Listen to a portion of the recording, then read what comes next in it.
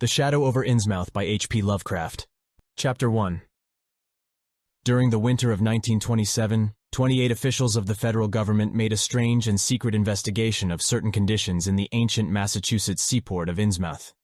The public first learned of it in February, when a vast series of raids and arrests occurred, followed by the deliberate burning and dynamiting, under suitable precautions, of an enormous number of crumbling, worm-eaten, and supposedly empty houses along the abandoned waterfront. Uninquiring souls let this occurrence pass as one of the major clashes in a spasmodic war on liquor. Keener news followers, however, wondered at the prodigious number of arrests, the abnormally large force of men used in making them, and the secrecy surrounding the disposal of the prisoners. No trials, or even definite charges, were reported, nor were any of the captives seen thereafter in the regular jails of the nation.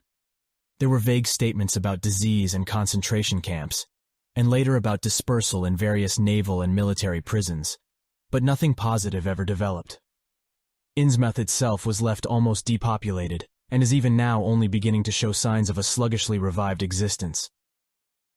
Complaints from many liberal organizations were met with long, confidential discussions, and representatives were taken on trips to certain camps and prisons. As a result, these societies became surprisingly passive and reticent. Newspaper men were harder to manage, but seemed largely to cooperate with the government in the end. Only one paper, a tabloid always discounted because of its wild policy, mentioned the deep-diving submarine that discharged torpedoes downward in the marine abyss just beyond Devil Reef. That item, gathered by chance in a haunt of sailors, seemed indeed rather far-fetched, since the low black reef lies a full mile and a half out from Innsmouth harbor. People around the country and in the nearby towns muttered a great deal among themselves, but said very little to the outer world. They had talked about dying in half-deserted Innsmouth for nearly a century, and nothing new could be wilder or more hideous than what they had whispered and hinted years before. Many things had taught them secretiveness, and there was now no need to exert pressure on them. Besides, they really knew very little, for wide salt marshes, desolate and unpeopled, keep neighbors off from Innsmouth on the landward side. But at last I am going to defy the ban on speech about this thing. Results, I am certain, are so thorough that no public harm save a shock of repulsion could ever accrue from a hinting of what was found by those horrified raiders at Innsmouth. Besides, what was found might possibly have more than one explanation. I do not know just how much of the whole tale has been told even to me, and I have many reasons for not wishing to probe deeper. For my contact with this affair has been closer than that of any other layman, and I have carried away impressions which are yet to drive me to drastic measures. It was I who fled frantically out of Innsmouth in the early morning hours of July 16, 1927, and whose frightened appeals for government inquiry and action brought on the whole reported episode. I was willing enough to stay mute while the affair was fresh and uncertain. But now that it is an old story, with public interest and curiosity gone, I have an odd craving to whisper about those few frightful hours in that ill-rumored and evilly shadowed seaport of death and blasphemous abnormality. The mere telling helps me to restore confidence in my own faculties, to reassure myself that I was not simply the first to succumb to a contagious nightmare hallucination. It helps me, too, in making up my mind regarding a certain terrible step which lies ahead of me. I never heard of Innsmouth till the day before I saw it for the first and so far last time. I was celebrating my coming of age by a tour of New England, sightseeing, antiquarian, and genealogical, and had planned to go directly from ancient Newburyport to Arkham, whence my mother's family was derived.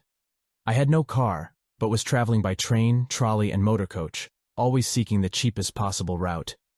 In Newburyport they told me that the steam train was the thing to take to Arkham, and it was only at the station ticket office, when I demurred at the high fare, that I learned about Innsmouth.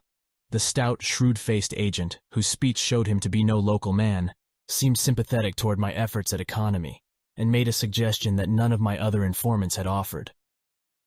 "You could take that old bus, I suppose," he said with a certain hesitation, "but it ain't thought much of hereabouts. It goes through Innsmouth. You may have heard about that, and so the people don't like it. Run by an Innsmouth fellow, Joe Sargent, but never gets any custom from here, or Arkham either, I guess. Wonder it keeps running at all. I suppose it's cheap enough, but I never see more'n 2 or 3 people in it. Nobody but those Innsmouth folks. Leaves the square front of Hammond's drugstore at 10 a.m. and 7 p.m. unless they've changed lately. Looks like a terrible rattletrap. I've never been on it. That was the first I ever heard of Shadow Over Innsmouth. Any reference to a town not shown on common maps or listed in recent guidebooks would have interested me, and the agent's odd manner of allusion roused something like real curiosity. A town able to inspire such dislike in its neighbors, I thought, must be at least rather unusual and worthy of a tourist's attention. If it came before Arkham, I would stop off there, and so I asked the agent to tell me something about it. He was very deliberate, and spoke with an air of feeling slightly superior to what he said. Innsmouth? Well, it's a queer kind of a town down at the mouth of the Manoxet. Used to be almost a city, quite a port before the War of 1812, but all gone to pieces in the last 100 years or so. No railroad now. B&M never went through, and the branch line from Rowley was given up years ago. More empty houses than there are people, I guess, and no business to speak of except fishing and lobstering. Everybody trades mostly here or in Arkham or Ipswich. Once they had quite a few mills, but nothing's left now except one gold refinery running on the leanest kind of part-time. That refinery, though, used to be a big thing, and Old Man Marsh, who owns it, must be richer than Croesus. Queer old duck, though, and sticks mighty close in his home. He's supposed to have developed some skin disease or deformity late in life that makes him keep out of sight. Grandson of Captain Obed Marsh, who founded the business.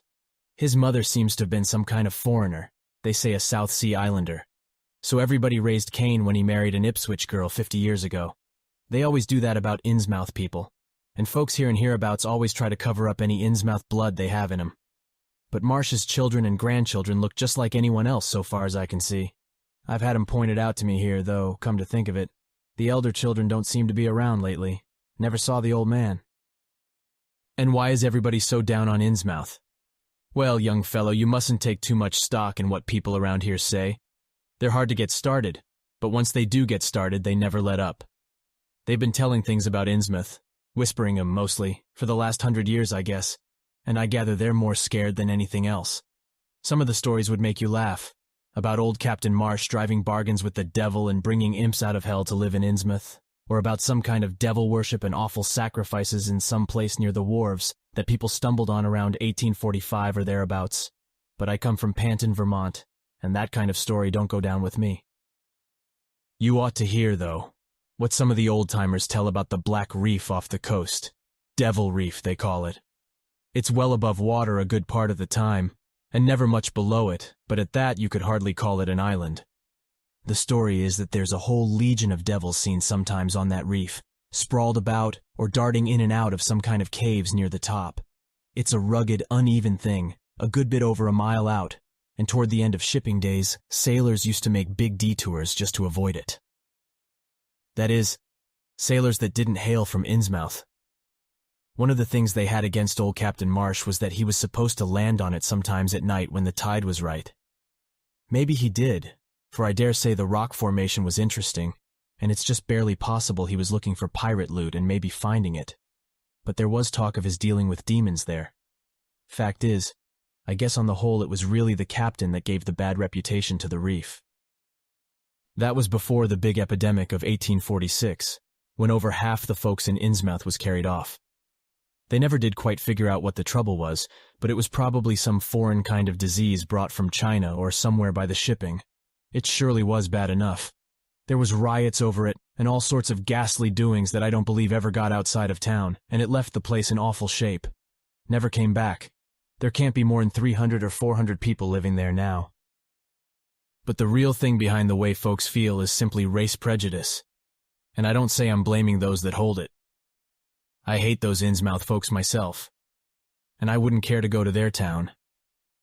I suppose you know, though I can see you're a Westerner by your talk, what a lot our New England ships used to have to do with queer ports in Africa, Asia, the South Seas, and everywhere else, and what queer kinds of people they sometimes brought back with them. You've probably heard about the Salem man that came home with a Chinese wife, and maybe you know there's still a bunch of Fiji Islanders somewhere around Cape Cod. Well, there must be something like that back of the Innsmouth people. The place always was badly cut off from the rest of the country by marshes and creeks, and we can't be sure about the ins and outs of the matter, but it's pretty clear that old Captain Marsh must have brought home some odd specimens when he had all 3 of his ships in commission back in the 20s and 30s. There certainly is a strange kind of streak in the Innsmouth folks today. I don't know how to explain it, but it sort of makes you crawl. You'll notice a little in Sargent if you take his bus. Some of them have queer narrow heads with flat noses and bulgy, starey eyes that never seem to shut, and their skin ain't quite right. Rough and scabby, and the sides of their necks are all shriveled or creased up. Get bald, too, very young. The older fellows look the worst. Fact is, I don't believe I've ever seen a very old chap of that kind. Guess they must die of looking in the glass. Animals hate 'em. They used to have lots of horse trouble before autos came in. Nobody around here or in Arkham or Ipswich will have anything to do with them. And they act kind of offish themselves when they come to town or when anyone tries to fish on their grounds. Queer how fish are always thick off Innsmouth Harbor when there ain't any anywhere else around. But just try to fish there yourself and see how the folks chase you off. Those people used to come here on the railroad, walking and taking the train at Rowley after the branch was dropped. But now they use that bus.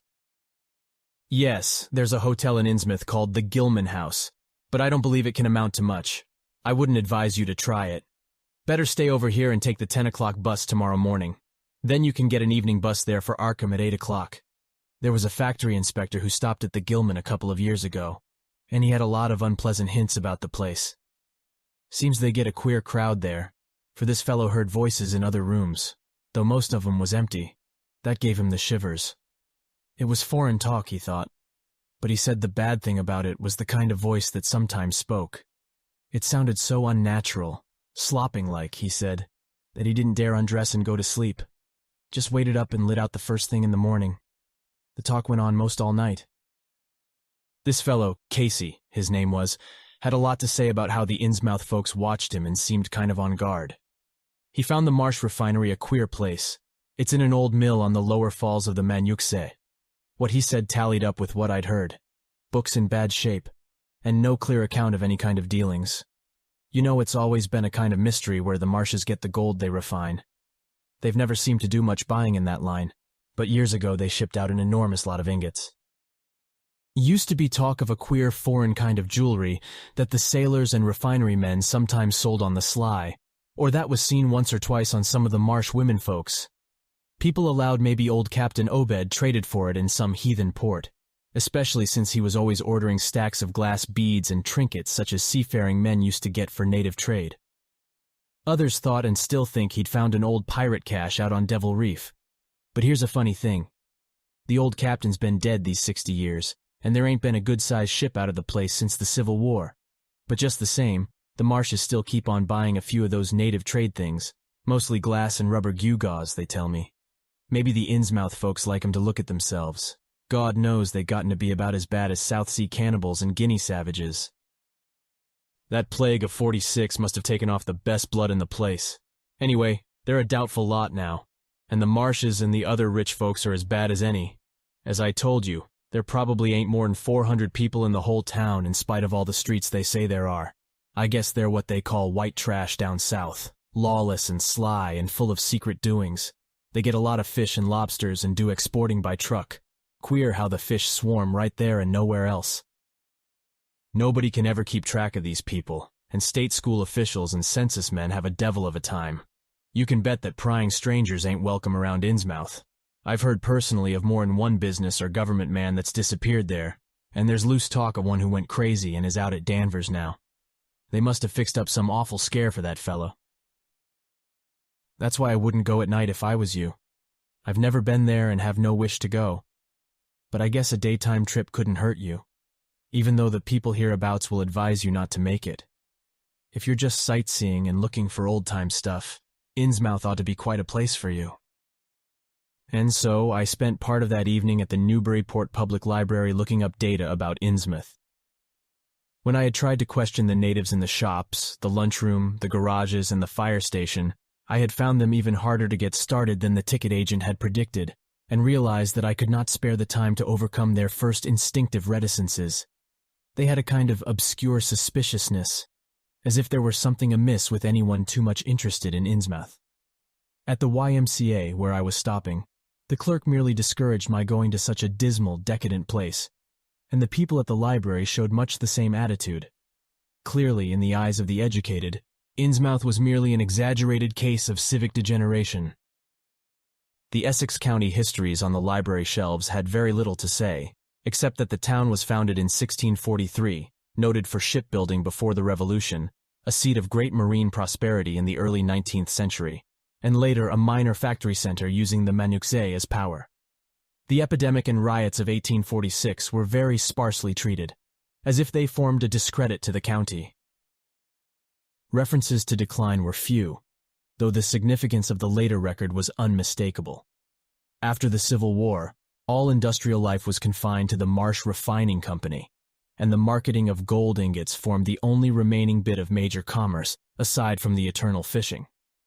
That fishing paid less and less as the price of the commodity fell, and large-scale corporations offered competition, but there was never a dearth of fish around Innsmouth harbor. Foreigners seldom settled there, and there was some discreetly veiled evidence that a number of Poles and Portuguese who had tried it had been scattered in a peculiarly drastic fashion. Most interesting of all was a glancing reference to the strange jewelry vaguely associated with Innsmouth. It had evidently impressed the whole countryside more than a little, for mention was made of specimens in the Museum of Miskatonic University at Arkham, and in the display room of the Newburyport Historical Society. The fragmentary descriptions of these things were bald and prosaic, but they hinted to me an undercurrent of persistent strangeness. Something about them seemed so odd and provocative that I could not put them out of my mind, and despite the relative lateness of the hour, I resolved to see the local sample, said to be a large, queerly proportioned thing evidently meant for a tiara, if it could possibly be arranged. The librarian gave me a note of introduction to the curator of the society, a Miss Anna Tilton, who lived nearby, and after a brief explanation that ancient gentlewoman was kind enough to pilot me into the closed building, since the hour was not outrageously late. The collection was a notable one indeed, but in my present mood I had eyes for nothing but the bizarre object which glistened in a corner cupboard under the electric lights. It took no excessive sensitiveness to beauty to make me literally gasp at the strange, unearthly splendor of the alien, opulent fantasy that rested there on a purple velvet cushion. Even now I can hardly describe what I saw, though it was clearly enough a sort of tiara, as the description had said. It was tall in front, and with a very large and curiously irregular periphery, as if designed for a head of almost freakishly elliptical outline. The material seemed to be predominantly gold, though a weird lighter lustrousness hinted at some strange alloy with an equally beautiful and scarcely identifiable metal. Its condition was almost perfect, and one could have spent hours in studying the striking and puzzlingly untraditional designs, some simply geometrical and some plainly marine, chased or molded in high relief on its surface with a craftsmanship of incredible skill and grace. The longer I looked, the more the thing fascinated me, and in this fascination there was a curiously disturbing element, hardly to be classified or accounted for. At first I decided that it was the queer, otherworldly quality of the art which made me uneasy. All other art objects I had ever seen either belonged to some known racial or national stream, or else were consciously modernistic defiances of every recognized stream.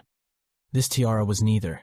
It clearly belonged to some settled technique of infinite maturity and perfection, yet that technique was utterly remote from any Eastern or Western, ancient or modern, which I had ever heard of or seen exemplified. It was as if the workmanship were that of another planet. However, I soon saw that my uneasiness had a second and perhaps equally potent source residing in the pictorial and mathematical suggestions of the strange designs. The patterns all hinted of remote secrets and unimaginable abysses in time and space, and the monotonously aquatic nature of the reliefs became almost sinister. Among these reliefs were fabulous monsters of abhorrent grotesqueness and malignity, half ichthyaic and half batrachian in suggestion, which one could not dissociate from a certain haunting and uncomfortable sense of pseudo-memory, as if they called up some image from deep cells and tissues whose retentive functions are wholly primal and awesomely ancestral. At times I fancied that every contour of these blasphemous fish frogs was overflowing with the ultimate quintessence of unknown and inhuman evil.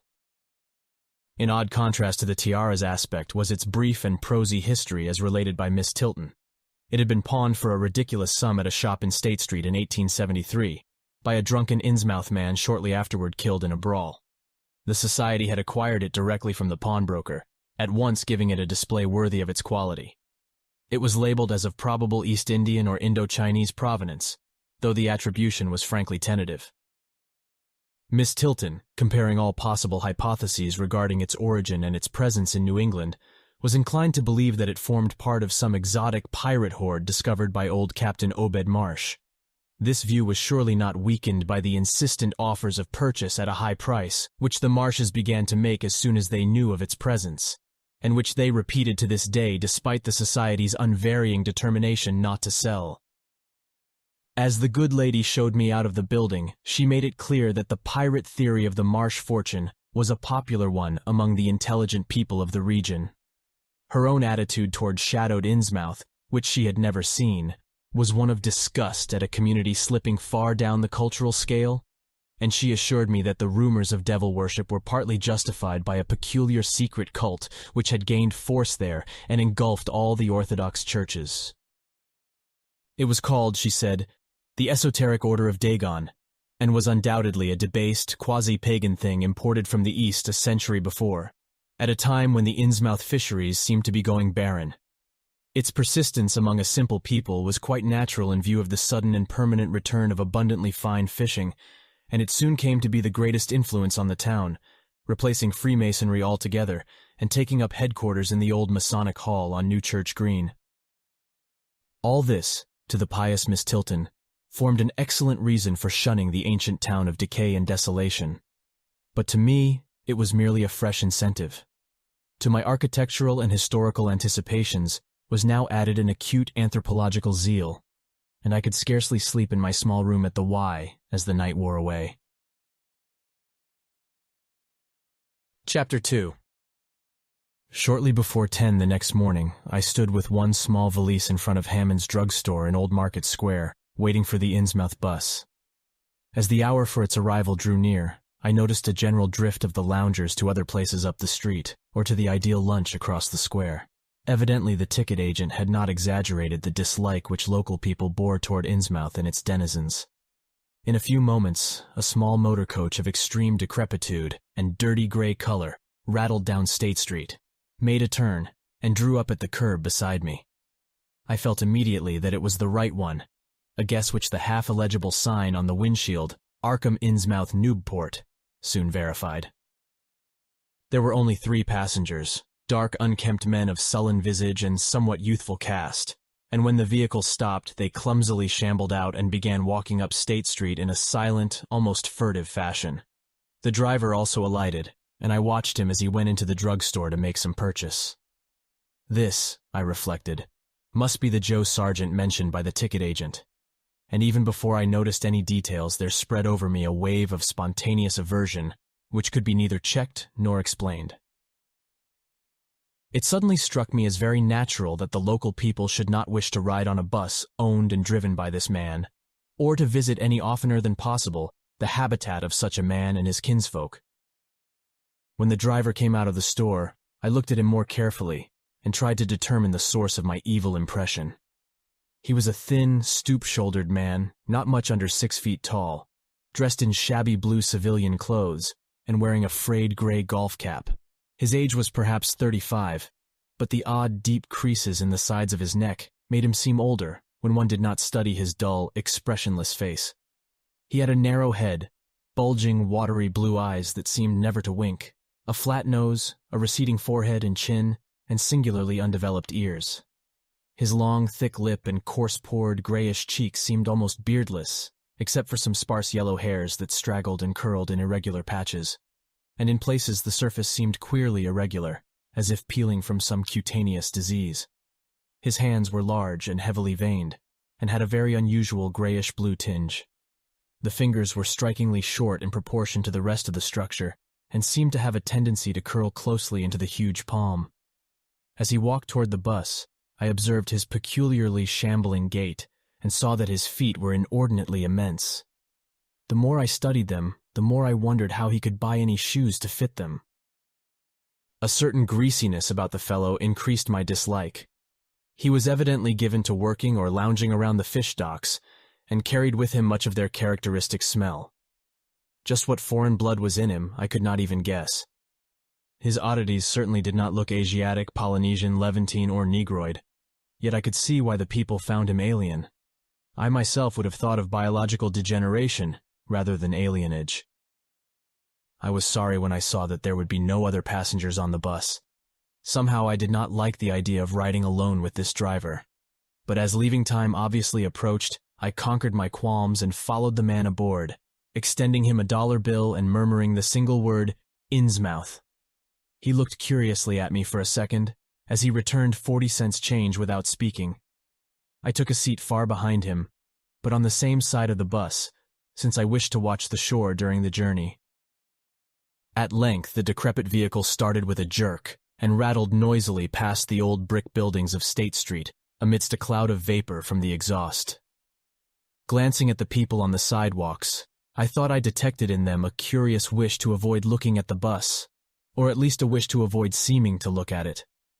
Then we turned to the left into High Street, where the going was smoother, flying by stately old mansions of the early Republic and still older colonial farmhouses passing the Lower Green and Parker River, and finally emerging into a long, monotonous stretch of open shore country. The day was warm and sunny, but the landscape of sand, sedge-grass, and stunted shrubbery became more and more desolate as we proceeded. Out the window, I could see the blue water and the sandy line of Plum Island, and we presently drew very near the beach as our narrow road veered off from the main highway to Rowley and Ipswich.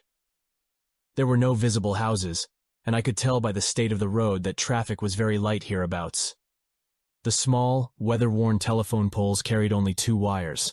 Now and then we crossed crude wooden bridges over tidal creeks that wound far inland and promoted the general isolation of the region. Once in a while I noticed dead stumps and crumbling foundation walls above the drifting sand, and recalled the old tradition quoted in one of the histories I had read, that this was once a fertile and thickly settled countryside. The change, it was said, came simultaneously with the Innsmouth epidemic of 1846, and was thought by simple folk to have a dark connection with hidden forces of evil.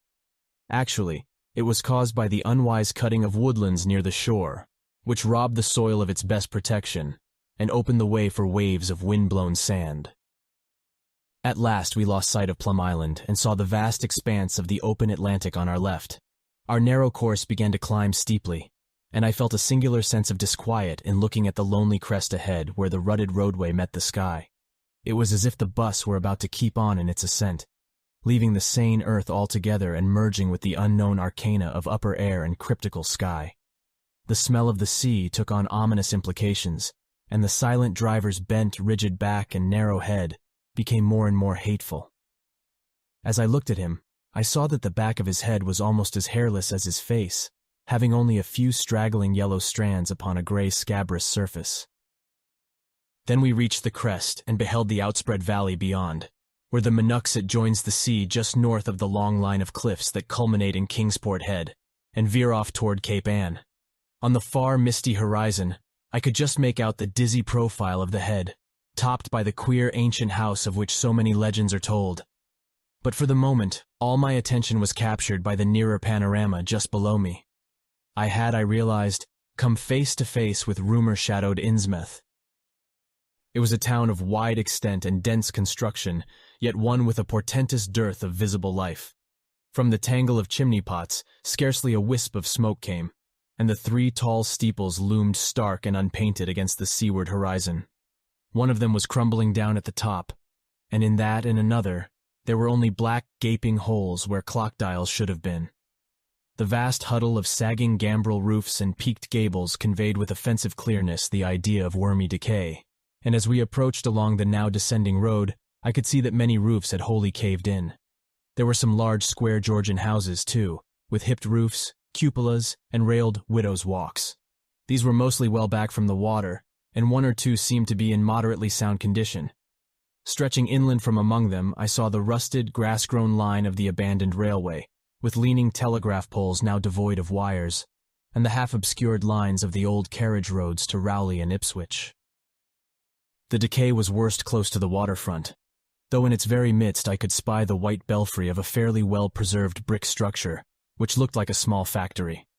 The harbor, long clogged with sand, was enclosed by an ancient stone breakwater, on which I could begin to discern the minute forms of a few seated fishermen, and at whose end were what looked like the foundations of a bygone lighthouse. A sandy tongue had formed inside this barrier, and upon it I saw a few decrepit cabins, moored dories, and scattered lobster pots. The only deep water seemed to be where the river poured out past the belfried structure and turned southward to join the ocean at the breakwater's end. Here and there the ruins of wharves jutted out from the shore to end in indeterminate rottenness, those farthest south seeming the most decayed. And far out at sea, despite a high tide, I glimpsed a long black line scarcely rising above the water, yet carrying a suggestion of odd latent malignancy. This, I knew, must be Devil Reef. As I looked, a subtle, curious sense of beckoning seemed superadded to the grim repulsion, and oddly enough, I found this overtone more disturbing than the primary impression. We met no one on the road, but presently began to pass deserted farms in varying stages of ruin. Then I noticed a few inhabited houses with rags stuffed in the broken windows, and shells and dead fish lying about the littered yards. Once or twice I saw listless-looking people working in barren gardens or digging clams on the fishy-smelling beach below, and groups of dirty, simian-visaged children playing around weed-grown doorsteps. Somehow these people seemed more disquieting than the dismal buildings, for almost everyone had certain peculiarities of face and motions which I instinctively disliked without being able to define or comprehend them.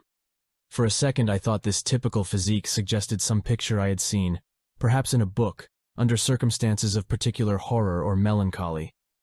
But this pseudo-recollection passed very quickly.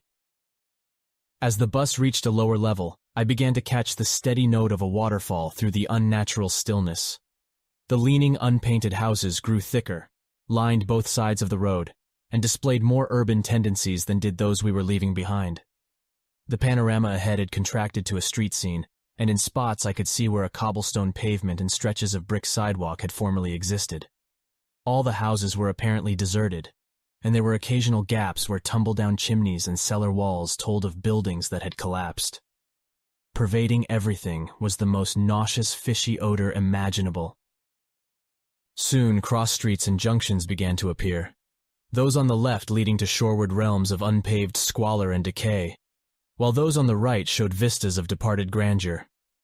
So far I had seen no people in the town, but there now came signs of a sparse habitation, curtained windows here and there, and an occasional battered motor car at the curb.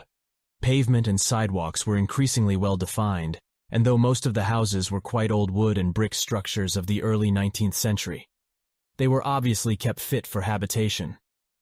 As an amateur antiquarian, I almost lost my olfactory disgust and my feeling of menace and repulsion amidst this rich, unaltered survival from the past.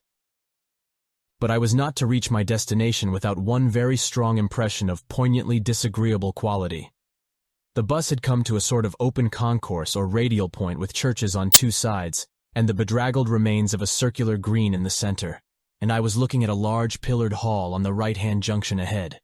The structure's once white paint was now gray and peeling, and the black and gold sign on the pediment was so faded that I could only with difficulty make out the words, Esoteric Order of Dagon. This, then, was the former Masonic hall now given over to a degraded cult. As I strained to decipher this inscription, my notice was distracted by the raucous tones of a cracked bell across the street, and I quickly turned to look out the window on my side of the coach. The sound came from a squat-towered stone church of manifestly later date than most of the houses, built in a clumsy Gothic fashion, and having a disproportionately high basement with shuttered windows. Though the hands of its clock were missing on the side I glimpsed, I knew that those hoarse strokes were telling the hour of 11. Then suddenly all thoughts of time were blotted out by an onrushing image of sharp intensity and unaccountable horror, which had seized me before I knew what it really was. The door of the church basement was open, revealing a rectangle of blackness inside, and as I looked, a certain object crossed or seemed to cross that dark rectangle, burning into my brain a momentary conception of nightmare which was all the more maddening because analysis could not show a single nightmarish quality in it.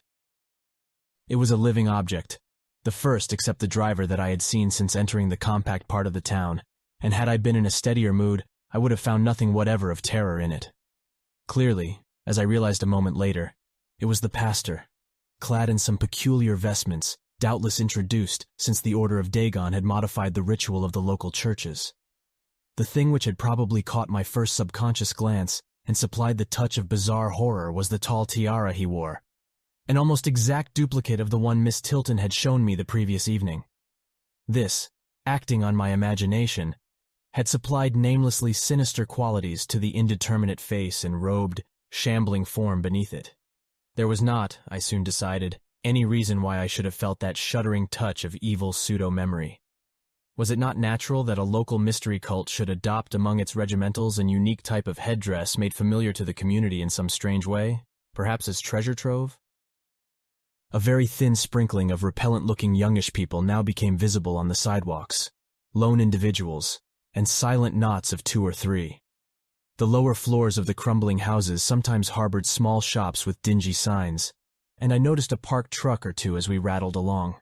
The sound of waterfalls became more and more distinct, and presently I saw a fairly deep river gorge ahead, spanned by a wide iron-railed highway bridge, beyond which a large square opened out. As we clanked over the bridge, I looked out on both sides and observed some factory buildings on the edge of the grassy bluff or part way down. The water far below was very abundant, and I could see 2 vigorous sets of falls upstream on my right, and at least 1 downstream on my left. From this point, the noise was quite deafening. Then we rolled into the large semicircular square across the river and drew up on the right-hand side in front of a tall, cupola-crowned building with remnants of yellow paint and with a half-effaced sign proclaiming it to be the Gilman House. I was glad to get out of that bus, and at once proceeded to check my valise in the shabby hotel lobby. There was only one person in sight, an elderly man without what I had come to call the Innsmouth look, and I decided not to ask him any of the questions which bothered me, remembering that odd things had been noticed in this hotel. Instead, I strolled out on the square, from which the bus had already gone, and studied the scene minutely and appraisingly. One side of the cobblestoned open space was the straight line of the river. The other was a semicircle of slant-roofed brick buildings of about the 1800 period, from which several streets radiated away to the southeast, south, and southwest. Lamps were depressingly few and small, all low-powered incandescents, and I was glad that my plans called for departure before dark, even though I knew the moon would be bright. The buildings were all in fair condition, and included perhaps a dozen shops in current operation, of which one was a grocery of the First National chain, others a dismal restaurant, a drugstore, and a wholesale fish dealer's office, and still another, at the eastern extremity of the square near the river, an office of the town's only industry, the Marsh Refining Company. There were perhaps 10 people visible, and 4 or 5 automobiles and motor trucks stood scattered about. I did not need to be told that this was the civic center of Innsmouth. Eastward, I could catch blue glimpses of the harbor, against which rose the decaying remains of 3 once beautiful Georgian steeples. And toward the shore on the opposite bank of the river, I saw the white belfry surmounting what I took to be the Marsh Refinery. For some reason or other, I chose to make my first inquiries at the chain grocery, whose personnel was not likely to be native to Innsmouth. I found a solitary boy of about 17 in charge, and was pleased to note the brightness and affability which promised cheerful information. He seemed exceptionally eager to talk, and I soon gathered that he did not like the place, its fishy smell, or its furtive people. A word with any outsider was a relief to him. He hailed from Arkham, boarded with a family who came from Ipswich, and went back home whenever he got a moment off. His family did not like him to work in Innsmouth, but the chain had transferred him there, and he did not wish to give up his job. There was, he said, no public library or chamber of commerce in Innsmouth, but I could probably find my way about. The street I had come down was Federal. West of that were the fine old residence streets, Broad, Washington, Lafayette, and Adams, and east of it were the shoreward slums. It was in these slums, along Main Street, that I would find the old Georgian churches, but they were all long abandoned. It would be well not to make oneself too conspicuous in such neighborhoods, especially north of the river, since the people were sullen and hostile. Some strangers had even disappeared. Certain spots were almost forbidden territory, as he had learned at considerable cost. One must not, for example, linger much around the Marsh Refinery, or around any of the still-used churches, or around the pillared order of Dagon Hall at New Church Green. Those churches were very odd, all violently disavowed by their respective denominations elsewhere, and apparently using the queerest kind of ceremonials and clerical vestments. Their creeds were heterodox and mysterious, involving hints of certain marvelous transformations leading to bodily immortality, of a sort, on this earth. The youth's own pastor, Dr. Wallace of Asbury. M.E. Church in Arkham had gravely urged him not to join any church in Innsmouth. As for the Innsmouth people, the youth hardly knew what to make of them.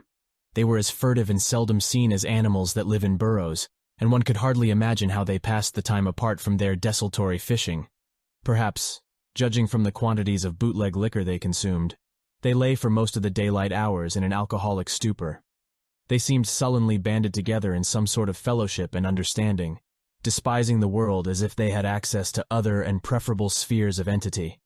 Their appearance, especially those staring, unwinking eyes which one never saw shut, was certainly shocking enough, and their voices were disgusting. It was awful to hear them chanting in their churches at night, and especially during their main festivals or revivals, which fell twice a year on April 30th and October 31st. They were very fond of the water, and swam a great deal in both river and harbor. Swimming races out to Devil Reef were very common, and everyone in sight seemed well able to share in this arduous sport. When one came to think of it, it was generally only rather young people who were seen about in public, and of these the oldest were apt to be the most tainted-looking. When exceptions did occur, they were mostly persons with no trace of aberrancy, like the old clerk at the hotel. One wondered what became of the bulk of the older folk, and whether the Innsmouth look were not a strange and insidious disease phenomenon, which increased its hold as years advanced. Only a very rare affliction, of course, could bring about such vast and radical anatomical changes in a single individual after maturity, changes involving osseous factors as basic as the shape of the skull. But then, even this aspect was no more baffling and unheard of than the visible features of the malady as a whole. It would be hard, the youth implied, to form any real conclusions regarding such a matter, since one never came to know the natives personally, no matter how long one might live in Innsmouth. The youth was certain that many specimens even worse than the worst visible ones were kept locked indoors in some places. People sometimes heard the queerest kind of sounds. The tottering waterfront hovels north of the river were reputedly connected by hidden tunnels, being thus a veritable warren of unseen abnormalities. What kind of foreign blood, if any, these beings had, it was impossible to tell. They sometimes kept certain especially repulsive characters out of sight when government agents and others from the outside world came to town. It would be of no use, my informant said, to ask the natives anything about the place. The only one who would talk was a very aged but normal-looking man who lived at the poorhouse on the north rim of the town, and spent his time walking about or lounging around the fire station.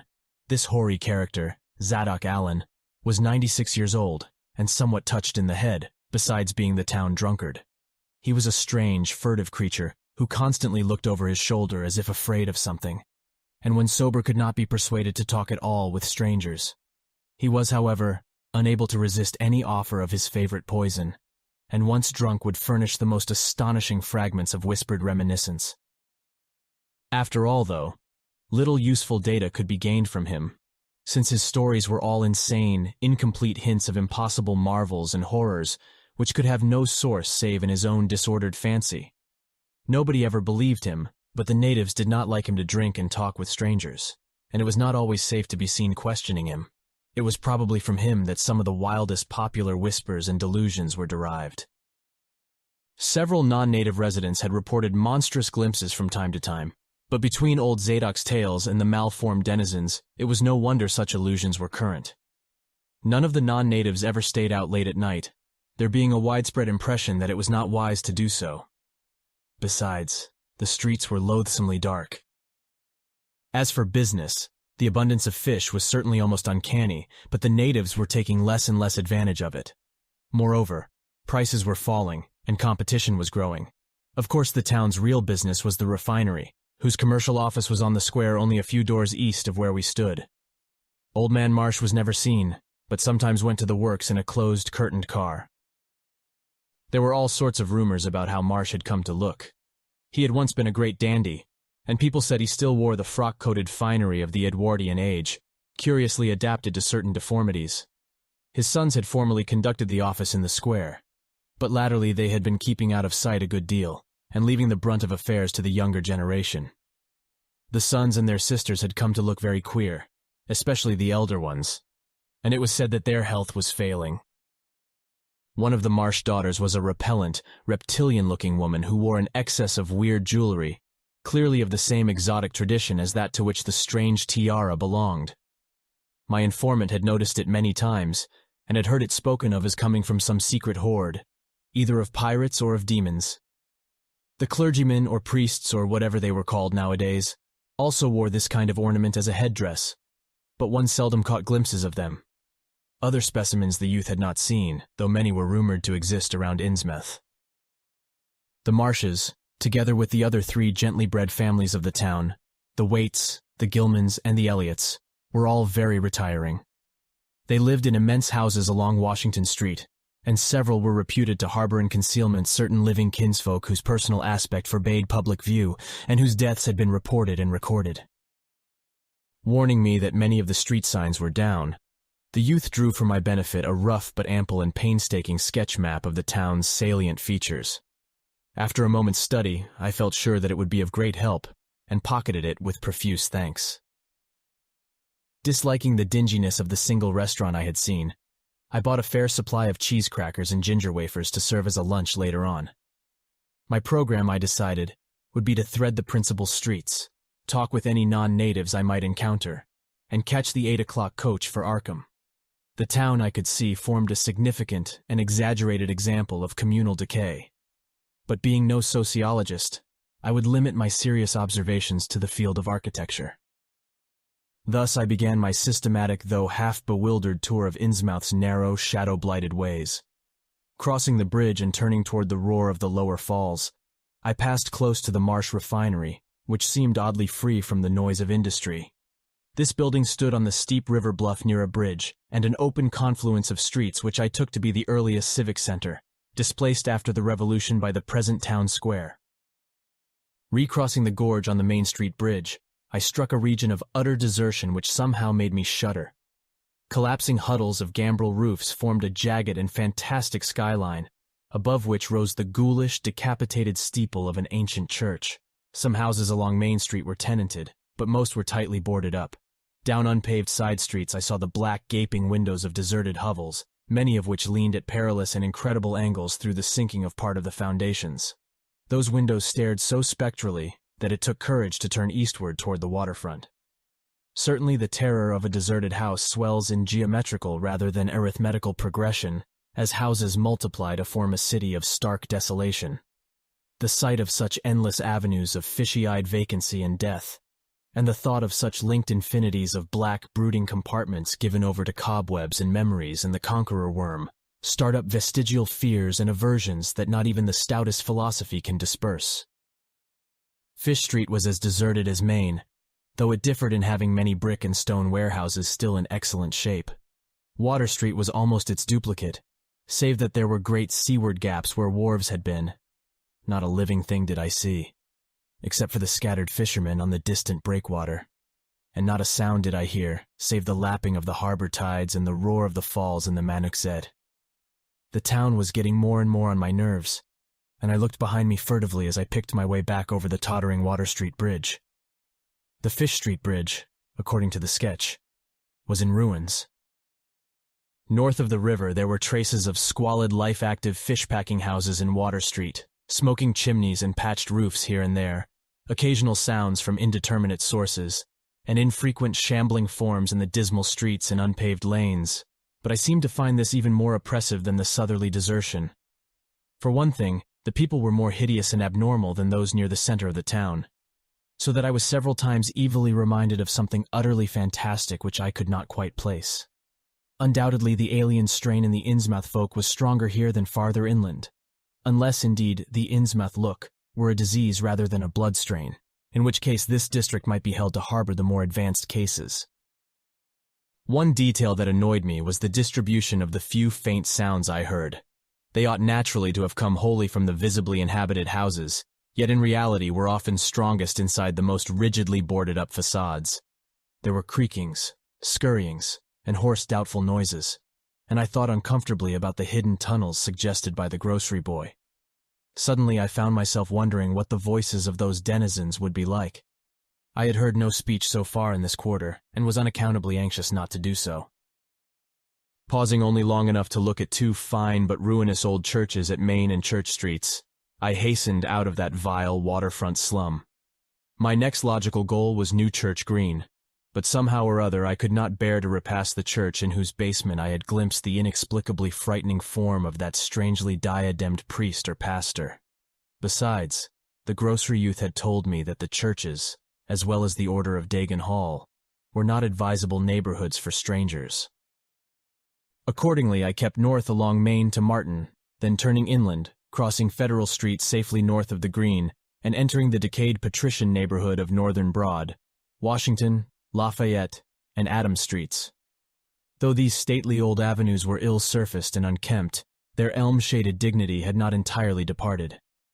Mansion after mansion claimed my gaze, most of them decrepit and boarded up amidst neglected grounds, but one or two in each street showing signs of occupancy. In Washington Street there was a row of 4 or 5 in excellent repair, and with finely tended lawns and gardens. The most sumptuous of these, with wide terraced parterres extending back the whole way to Lafayette Street, I took to be the home of Old Man Marsh, the afflicted refinery owner. In all these streets no living thing was visible, and I wondered at the complete absence of cats and dogs from Innsmouth. Another thing which puzzled and disturbed me, even in some of the best preserved mansions, was the tightly shuttered condition of many third-story and attic windows. Furtiveness and secretiveness seemed universal in this hushed city of alienage and death, and I could not escape the sensation of being watched from ambush on every hand by sly, staring eyes that never shut. I shivered as the cracked stroke of 3 sounded from a belfry on my left. Too well did I recall the squat church from which those notes came. Following Washington Street toward the river, I now faced a new zone of former industry and commerce, noting the ruins of a factory ahead and seeing others, with the traces of an old railway station and covered railway bridge beyond, up the gorge on my right. The uncertain bridge now before me was posted with a warning sign, but I took the risk and crossed again to the south bank where traces of life reappeared. Furtive, shambling creatures stared cryptically in my direction, and more normal faces eyed me coldly and curiously. Innsmouth was rapidly becoming intolerable, and I turned down Payne Street toward the square in the hope of getting some vehicle to take me to Arkham before the still distant starting time of that sinister bus. It was then that I saw the tumble-down fire station on my left, and noticed the red-faced, bushy-bearded, watery-eyed old man in nondescript rags who sat on a bench in front of it, talking with a pair of unkempt but not abnormal-looking firemen. This, of course, must be Zadok Allen, the half-crazed, licorice nonagenarian whose tales of old Innsmouth and its shadow were so hideous and incredible. Chapter 3.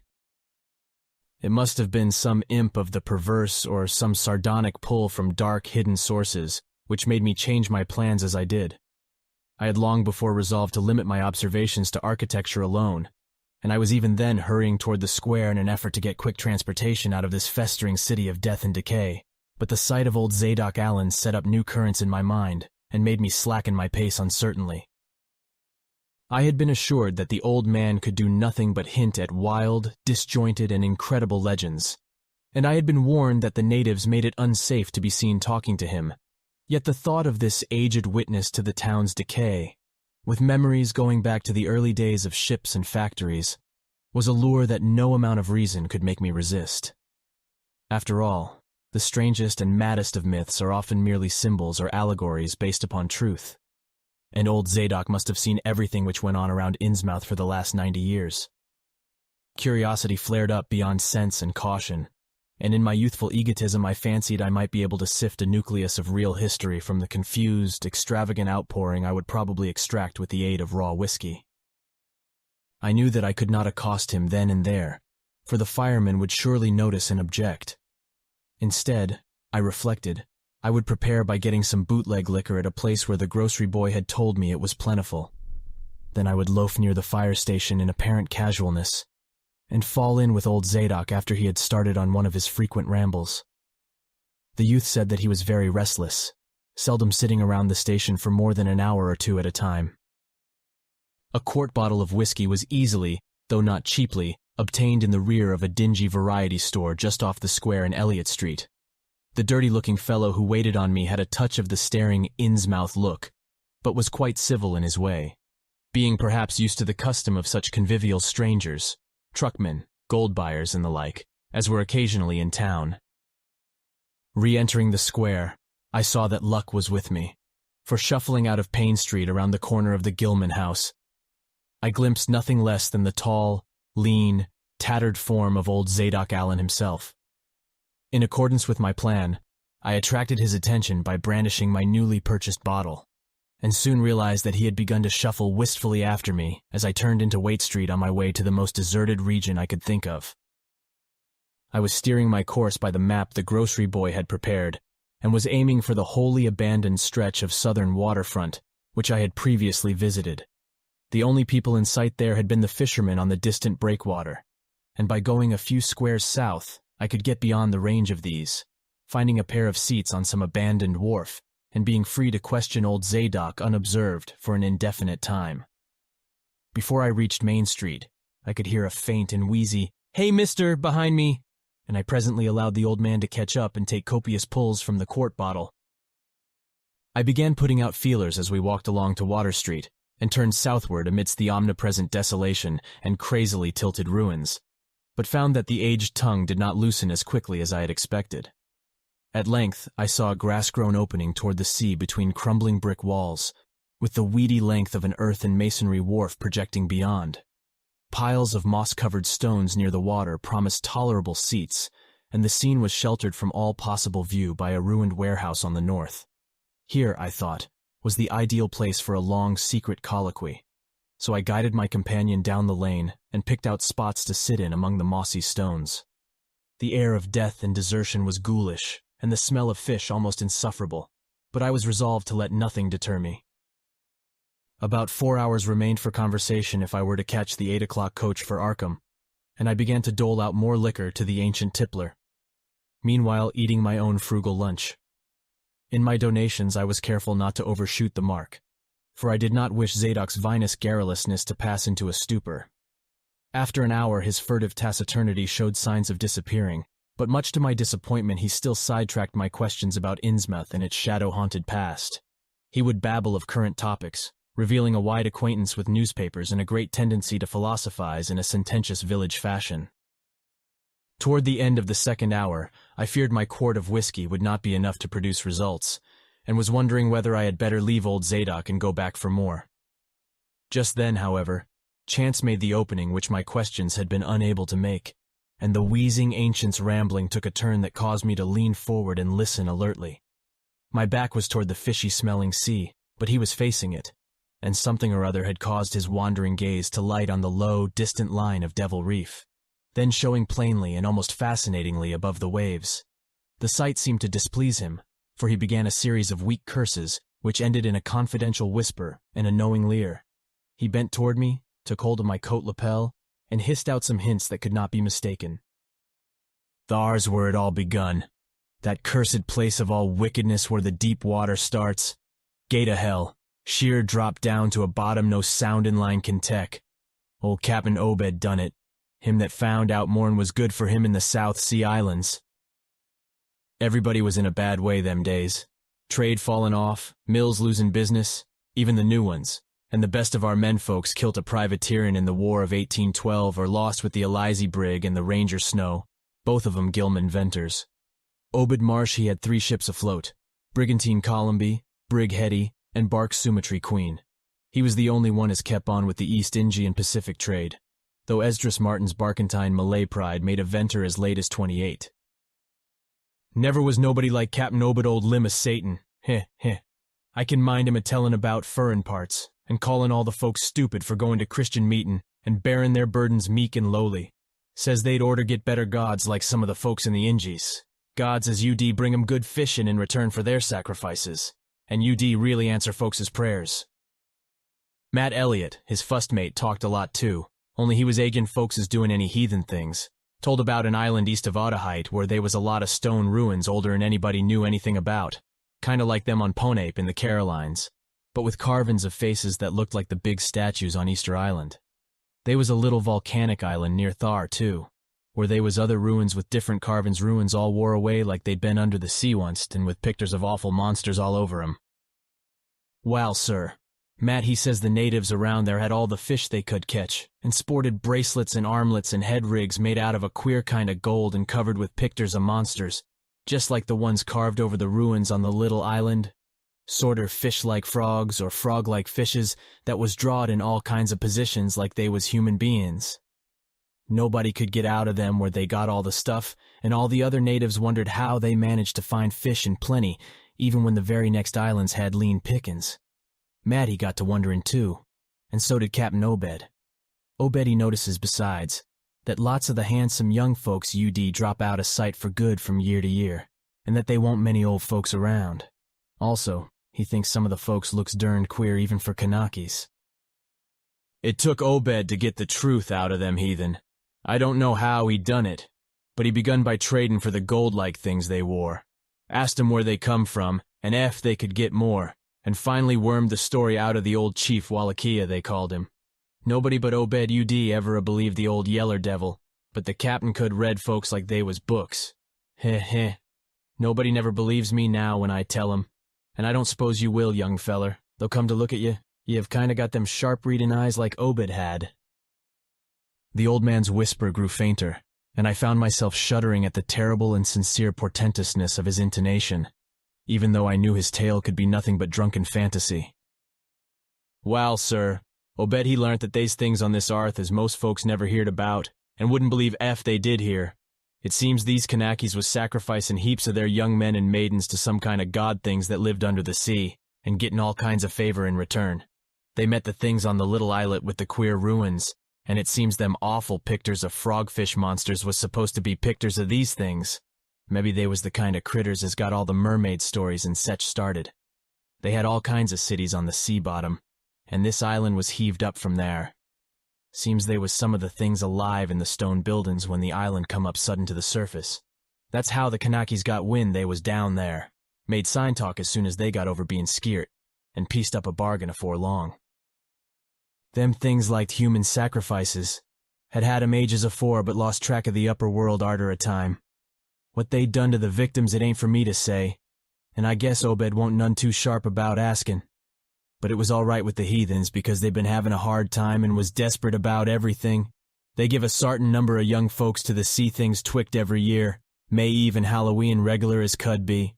Also give some of the carved knickknacks they made. What the things agreed to give in return was plenty of fish. They druv 'em in from all over the sea, and a few gold-like things now and then. Well, as I says, the natives met the things on the little volcanic islet, going thar in canoes with the sacrifices etc., and bringing back any of the gold-like jewels as was comin' to 'em. At fust the things didn't never go on to the main island, but arter a time they come to want to. Seems they hankered arter mixin' with the folks, and having gent ceremonies on the big days, May Eve and Halloween. You see, they was able to live both in and out of water, what they call amphibians, I guess. The Kanakis told 'em as how folks from the other islands might want to wipe 'em out ef they got wind of their being there, but they says they don't keer much because they could wipe out the whole brood of humans ef they was willin' to bother. That is, any as didn't have sartin signs such as was used once by the lost old ones, whoever they was, but not wanting to bother, they'd lay low when anybody visited the island. When it come to mating with them toad-looking fishes, the Kanakis kinda balked, but finally they learnt something as put a new face on the matter. Seems that human folks has got a kind of relation to sech water beasts, that everything alive come out of the water onct, and only needs a little change to go back again. Them things told the Kanakis that ef they mixed bloods, there'd be children as UD look human at fust, but later turn more and more like the things, till finally they'd take to the water and jine the main lot of things down there. And this is the important part, young feller. Them as turned into fish things and went into the water wouldn't never die. Them things never died except they was kilt violent. Wal, sir, it seems by the time Obed knowed them islanders they was all full of fish blood from them deep water things. When they got old and begun to show it, they was kept hid until they felt like taking to the water and quittin' the place. Some was more teched than others, and some never did change quite enough to take to the water. But mostly they turned out just the way them things said. Them as was born more like the things changed arly, but them as was nearly human sometimes stayed on the island till they was past 70, though they'd usually go down under for trial trips afore that. Folks as had took to the water generally come back a good deal to visit. So's a man UD often be a-talking to his own 5 times great-grandfather, who'd left the dry land a couple of 100 years or so afore. Everybody got out of the idea dying, except in canoe wars with the other islanders, or as sacrifices to the sea gods down below, or from snakebite or plague or sharp galloping ailments or something afore they could take to the water, but simply looked forward to a kind of change that went a bit horrible arter a while. They thought what they'd got was well with all they'd had to give up, and I guess Obed kind of come to think the same hisself when he'd chewed over old Wallachia story a bit. Wallachia, though, was one of the few as hadn't got none of the fish blood, being of a royal line that intermarried with royal lines on other islands. Wallachia, he showed Obed a lot of rites and incantations as had to do with the sea things, and let him see some of the folks in the village as had changed a lot from human shape. Somehow or other, though, he never would let him see one of the regular things from right out of the water. In the end, he give him a funny kind of thing, umajig made out of lead or something, that he said UD bring up the fish things from any place in the water where they might be a nest of 'em. The idea was to drop it down with the right kind of prayers and sech. Wallachia allowed as the things was scattered all over the world, so's anybody that looked about could find a nest and bring 'em up ef they was wanted. Matt he didn't like this business at all, and wanted Obed Shud keep away from the island, but the captain was sharp for gain, and found he could get them gold-like things so cheap you'd pay him to make a specialty of 'em. Things went on that way for years, and Obed got enough of that gold-like stuff to make him start the refinery in Waite's old run-down fullin' mill. He didn't dast sell the pieces like they was, for folks UD be all the time asking questions. All the same, his crews UD get a piece and dispose of it now and then, even though they was swore to keep quiet, and he let his women folks wear some of the pieces as was more human-like than most. Well, come about 38, when I was 7-year-old, Obed he found the island people all wiped it out between voyages. Seems the other islanders had got wind of what was going on, and had took matters into their own hands. Suppose they must ha' had, arter all, them old magic signs as the sea thing says was the only things they was afeard of. No tellin' what any of them Kanakis will chance to get a holt of when the sea bottom throws up some island with ruins older'n the deluge. Pious cusses, these was. They didn't leave nothing standin' on either the main island or the little volcanic islet except what parts of the ruins was too big to knock down. In some places they was little stones strewed about, like charms, with something on 'em like what you call a swastika nowadays. Probably them was the old ones' signs. Folks all wiped out, no trace of no gold-like things, and none of the nearby Kanakis UD breathe a word about the matter. Wouldn't even admit they'd ever been any people on that island. That naturally hit Obed pretty hard, seeing as his normal trade was doing very poor. It hit the whole of Innsmouth, too, because in seafaring days, what profited the master of a ship generally profited the crew proportionate. Most of the folks around the town took the hard times kind of sheep-like and resigned, but they was in bad shape because the fishin' was peterin' out, and the mills wa'n't doing none too well. Then's the time Obed he begun a cursin' at the folks for being dull sheep and prayin' to a Christian heaven, as didn't help 'em none. He told 'em he'd knowed of folks as prayed to gods that give something you really need, and says if a good bunch of men UD stand by him, he could maybe get a holt of sartin powers as UD bring plenty of fish and quite a bit of gold. Of course them as sarved on the Sumatry Queen and seed the island knowed what he meant, and wa'n't none too anxious to get close to see things like they'd heard tell on. But them as didn't know what 'twas all about got kind of swayed by what Obed had to say, and begun to ask him what he could do to set 'em on the way to the faith, as UD bring 'em results. Here the old man faltered, mumbled, and lapsed into a moody and apprehensive silence, glancing nervously over his shoulder, and then turning back to stare fascinatedly at the distant black reef. When I spoke to him he did not answer, so I knew I would have to let him finish the bottle. The insane yarn I was hearing interested me profoundly, for I fancied there was contained within it a sort of crude allegory based upon the strangenesses of Innsmouth, and elaborated by an imagination at once creative and full of scraps of exotic legend. Not for a moment did I believe that the tale had any really substantial foundation, but nonetheless the account held a hint of genuine terror, if only because it brought in references to strange jewels, clearly akin to the malign tiara I had seen at Newburyport. Perhaps the ornaments had, after all, come from some strange island, and possibly the wild stories were lies of the bygone Obed himself, rather than of this antique toper. I handed Zadok the bottle, and he drained it to the last drop. It was curious how he could stand so much whiskey, for not even a trace of thickness had come into his high, wheezy voice. He licked the nose of the bottle and slipped it into his pocket, then beginning to nod and whisper softly to himself. I bent close to catch any articulate words he might utter, and thought I saw a sardonic smile behind the stained, bushy whiskers. Yes, he was really forming words, and I could grasp a fair proportion of them.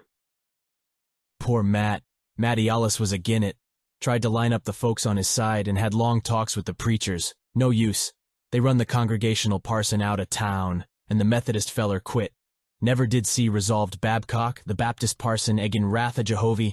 I was a mighty little critter, but I heard what I heard and seen what I seen. Dagon and Ashtoreth, Belial and Beelzebub, golden calf and the idols of Canaan and the Philistines, Babylonish abominations, Meany, Maney, Tekel, Upharsin. He stopped again, and from the look in his watery blue eyes, I feared he was close to a stupor after all. But when I gently shook his shoulder, he turned on me with astonishing alertness and snapped out some more obscure phrases. Don't believe me, hey? Heh, heh, heh. Then just tell me, young feller, why Cap'n Obed and 20-odd other folks used to row out to Devil Reef in the dead of night and chant things so loud you could hear 'em all over town when the wind was right. Tell me that, hey? And tell me why Obed was allus droppin' heavy things down into the deep water t'other side of the reef where the bottom shoots down like a cliff lower'n you can sound. Tell me what he done with that funny-shaped lead thingamajig as Wallachia give him. Hey, boy. And what did they all howl on May Eve and agin the next Halloween? And why'd the new church parsons, fellers as used to be sailors, wear them queer robes and cover theirselves with them gold-like things Obed brung, hey? The watery blue eyes were almost savage and maniacal now, and the dirty white beard bristled electrically. Old Zadok probably saw me shrink back, for he had begun to cackle evilly. Heh, heh, heh, heh, beginning to see, hey? Mebbe you'd like to ha-been me in them days, when I seed things at night out to sea from the cupola top of my house. Oh, I can tell you, little pitchers have big ears, and I wa'n't missin' nothin' of what was gossiped about Cap'n Obed and the folks out to the reef. Heh, heh, heh. How about the night I took my pa's ship's glass up to the cupola and seed the reef a-bristlin' thick with shapes that dove off quick soon's the moon riz? Obed and the folks was in a dory, but them shapes dove off the far side into the deep water and never come up. How'd you like to be a little shaver alone up in a cupola a-watchin' shapes as wa'n't human shapes? Hey, heh, heh, heh, heh. The old man was getting hysterical, and I began to shiver with a nameless alarm. He laid a gnarled claw on my shoulder, and it seemed to me that its shaking was not altogether that of mirth. S'pose one night you seed something heavy heaved off in Obed's dory beyond the reef, and then larn next day a young feller was missin' from home. Hey? Did anybody ever see hide or hair of Hiram Gilman agin? Did they? And Nick Pierce, and Llewellyn Waite, and Adoniram Southwick, and Henry Garrison? Hey? Heh, heh, heh, heh. Shapes talkin' sign language with their hands. Them as had real hands. Wal, sir, that was the time Obed begun to git on his feet agin. Folks see his 3 darters a-wearin' gold-like things as nobody'd never see on 'em afore, and smoke started comin' out of the refinery chimbly. Other folks were prosperin' too. Fish begun to swarm into the harbor fit to kill, and heaven knows what size cargoes we begun to ship out to Newburyport, Arkham, and Boston. 'Twas then Obed got the old branch railroad put through. Some Kingsport fishermen heerd about the ketch and come up in sloops, but they was all lost. Nobody never see 'em again. And just then our folks organized the Esoteric Order of Dagon, and bought Masonic Hall off in Calvary Commandery for it. Heh, heh, heh. Matt Elliott was a mason and eggin' the sellin', but he dropped out of sight just then. Remember, I ain't sayin' Obed was set on heaven things just like they was on that Kanaki Isle. I don't think he aimed at fuss to do no mixin', nor raise no young'uns to take to the water and turn into fishes with eternal life. He wanted them gold things, and was willin' to pay heavy, and I guess the others was satisfied for a while. Come in 46, the town done some lookin' and thinkin' for itself. Too many folks missin'. Too much wild preachin' at meetin' of a Sunday. Too much talk about that reef. I guess I done a bit by tellin' Selectman Mowry what I see from the cupola. They was a party one night as follered Obed's crowd out to the reef, and I heard shots betwixt the dories. Next day, Obed and 32 others was in jail, with everybody a-wonderin' just what was afoot, and just what charge agin 'em could be got to holt. God, if anybody'd looked ahead. A couple of weeks later, when nothin' had been throwed into the sea for that long. Zadok was showing signs of fright and exhaustion, and I let him keep silence for a while, though glancing apprehensively at my watch. The tide had turned and was coming in now, and the sound of the waves seemed to arouse him. I was glad of that tide, for at high water the fishy smell might not be so bad. Again I strained to catch his whispers. That awful night, I seed 'em. I was up in the cupola, hordes of 'em, swarms of 'em, all over the reef and swimming up the harbor into the Manuxet. God, what happened in the streets of Innsmouth that night? They rattled our door, but P.A. wouldn't open. Then he clumb out the kitchen winder with his musket to find Selectman Mowry and see what he could do. Mounds of the dead and the dyin'. Shots and screams. Shoutin' in Old Square and Town Square and New Church Green. Jail throwed open. Proclamation. Treason. Called it the plague, when folks come in and found half our people missin'. Nobody left but them as U.D. jine in with Obed and them things or else keep quiet. Never heard of my P.A. no more. The old man was panting and perspiring profusely. His grip on my shoulder tightened. Everything cleaned up in the morning, but they was traces. Obed he kinder takes charge and says things is going to be changed. Others'll worship with us at meetin' time, and sartin houses has got to entertain guests.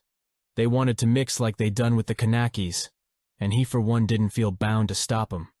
Far gone was Obed, just like a crazy man on the subject. He says they brung us fish and treasure, and should have what they hankered arter. Nothin' was to be different on the outside, only we was to keep shy o' strangers ef we knowed what was good for us. We all had to take the oath o' Dagon, and later on they was second and third oaths that some on us took. Them as UD help special, UD get special rewards, gold and sech. No use balkin', for they was millions of 'em down there. They'd ruther not start risin' and wipin' out humankind, but ef they was gave away and forced to, they could do a lot toward just that. We didn't have them old charms to cut 'em off like folks in the South Sea did, and them Kanakis wouldn't never give away their secrets. Yield up enough sacrifices and savage knickknacks and harborage in the town when they wanted it, and they'd let well enough alone. Wouldn't bother no strangers as might bear tales outside, that is, without they got pryin'. All in the band of the faithful. Order o' Dagon and the children should never die, but go back to the mother Hydra and father Dagon what we all come from onst. Aya, Ia, Cthulhu ftan, Finglui munglwanaf Cthulhu relia waga nagel ftagen. Old Zadok was fast lapsing into stark raving, and I held my breath. Poor old soul. To what pitiful depths of hallucination had his liquor, plus his hatred of the decay, alienage, and disease around him, brought that fertile, imaginative brain. He began to moan now, and tears were coursing down his channeled cheeks into the depths of his beard. God, what I seen sanct I was 15-year-old. Many tekel a parson, the folks as was missin', and them as kilt theirselves. Them as told things in Arkham or Ipswich or sech places was all called crazy, like you're a-callin' me right now. But God, what I seen, they'd a-kilt me long ago for what I know, only I took the fust and second oaths of Dagon off an Obed. So was protected unless in a jury of 'em proved I told things knowin' and deliberate. But I wouldn't take the third oath. I'd a died ruther'n take that. It got wuss around Civil War time, when children born Sancta 46 begun to grow up. Some of 'em, that is. I was afeard, never did no pryin' arter that awful night, and never see one of them close to in all my life. That is, never no full-blooded one. I went to the war, and if I'd a had any guts or sense I'd a never come back, but settled away from here.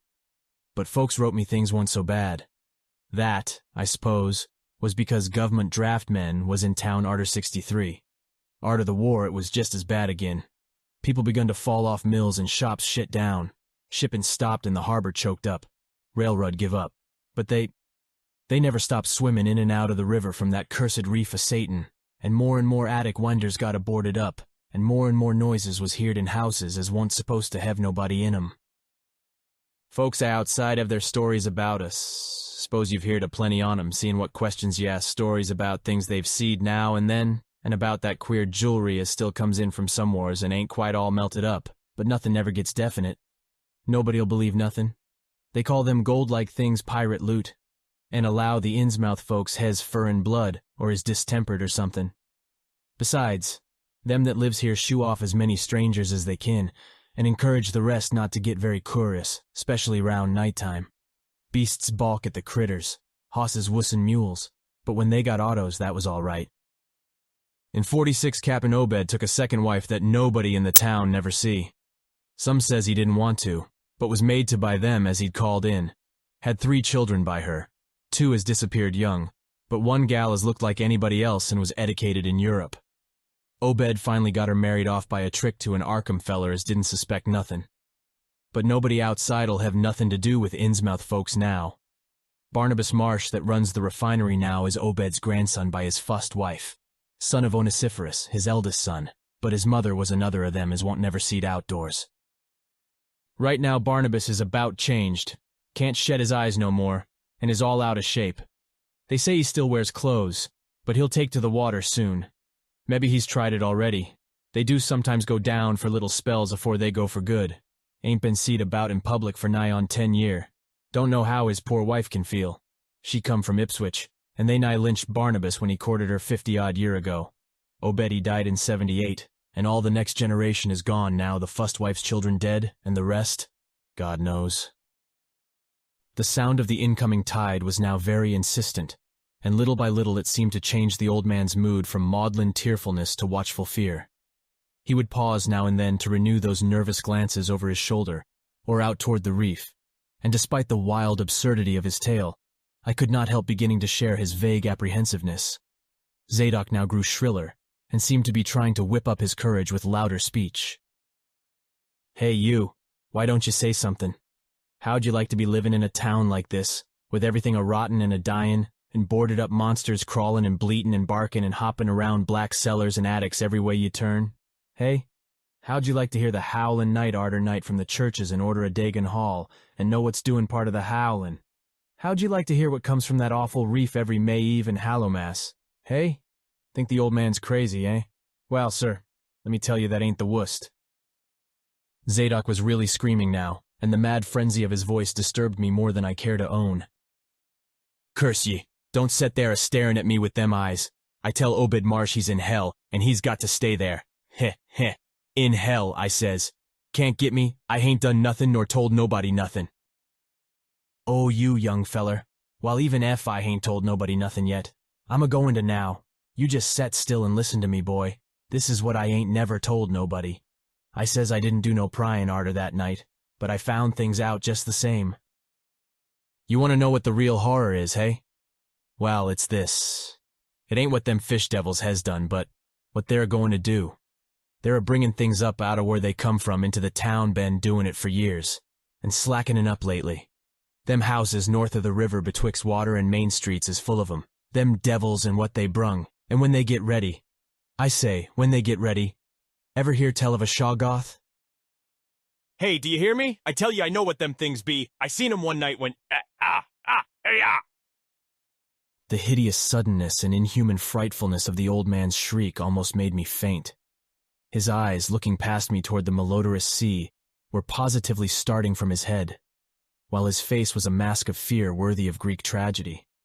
His bony claw dug monstrously into my shoulder, and he made no motion as I turned my head to look at whatever he had glimpsed. There was nothing that I could see, only the incoming tide, with perhaps one set of ripples more local than the long-flung line of breakers.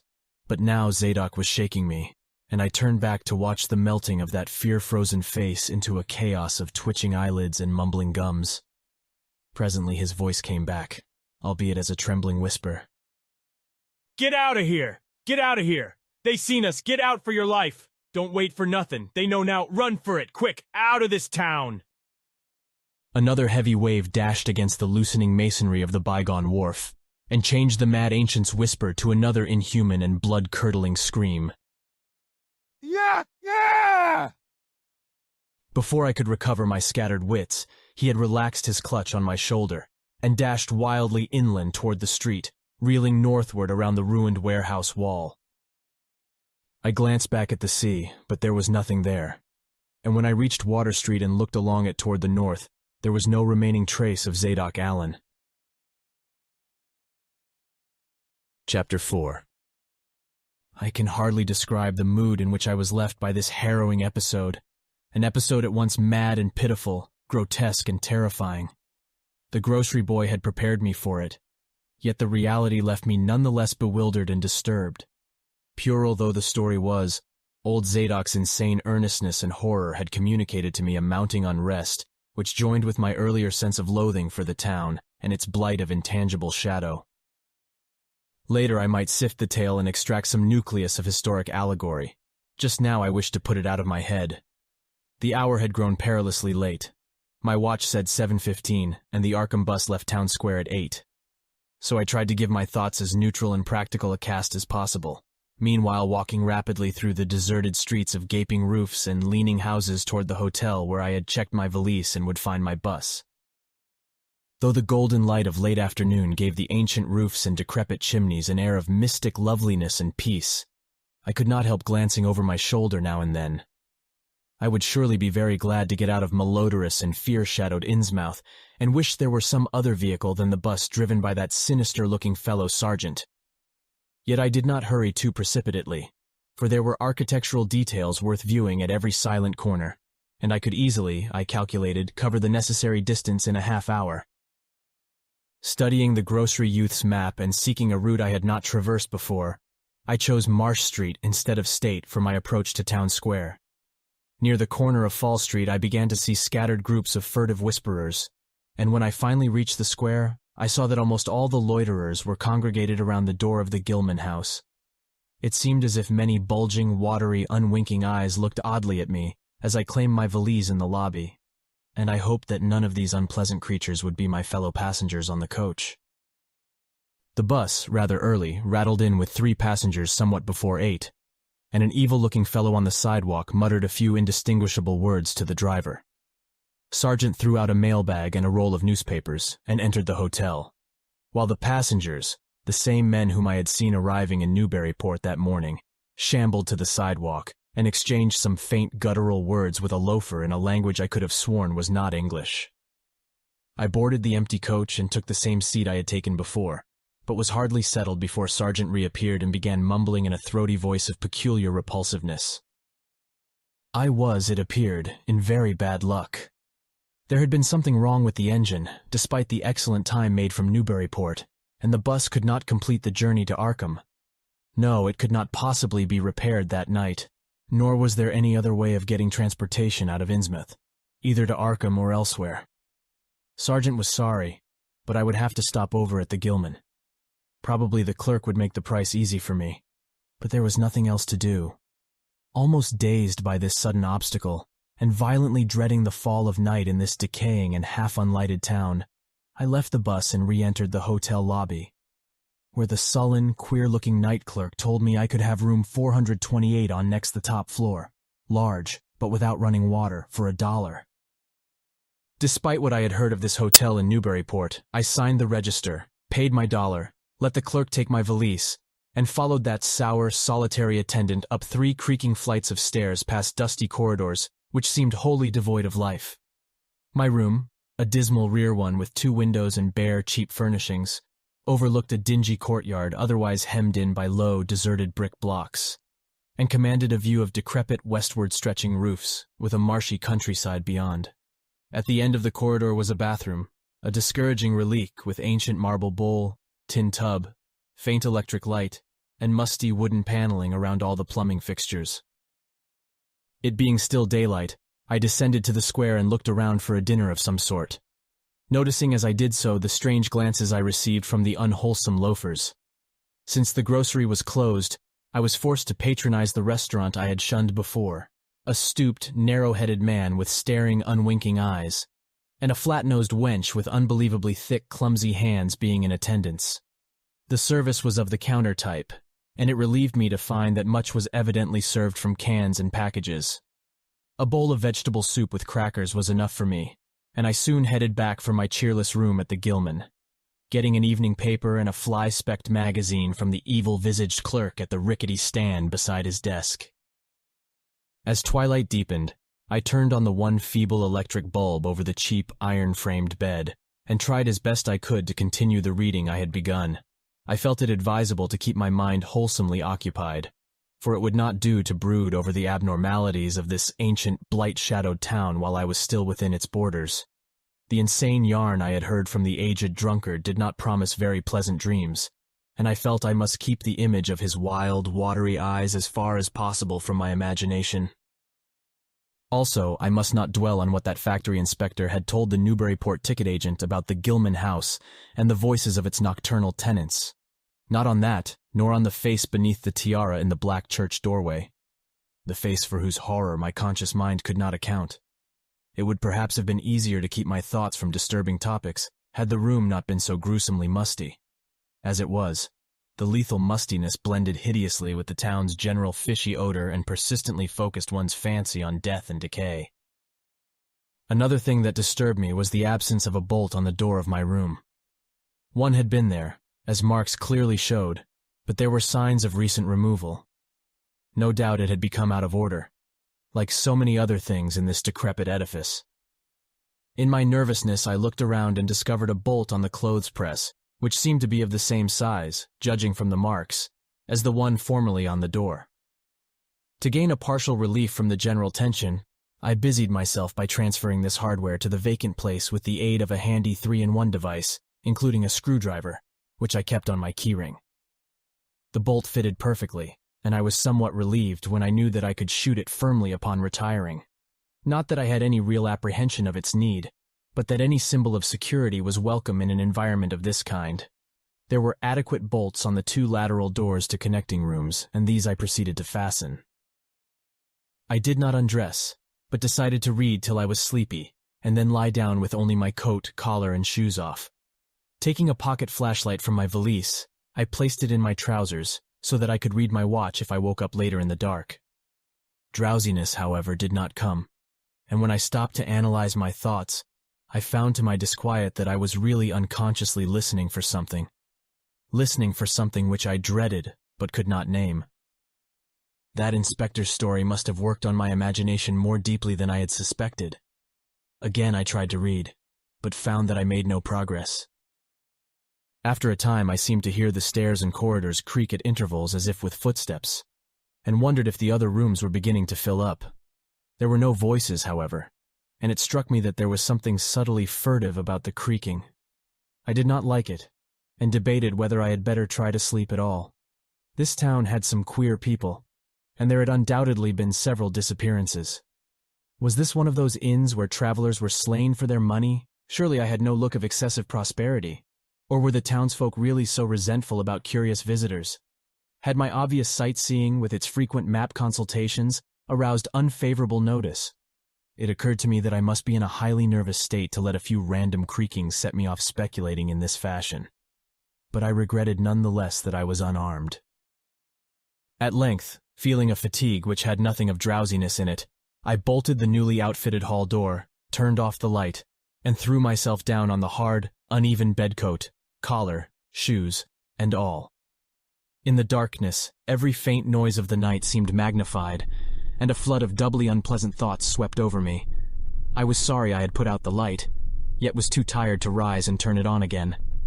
Then, after a long, dreary interval, and prefaced by a fresh creaking of stairs and corridor, there came that soft, damnably unmistakable sound which seemed like a malign fulfillment of all my apprehensions.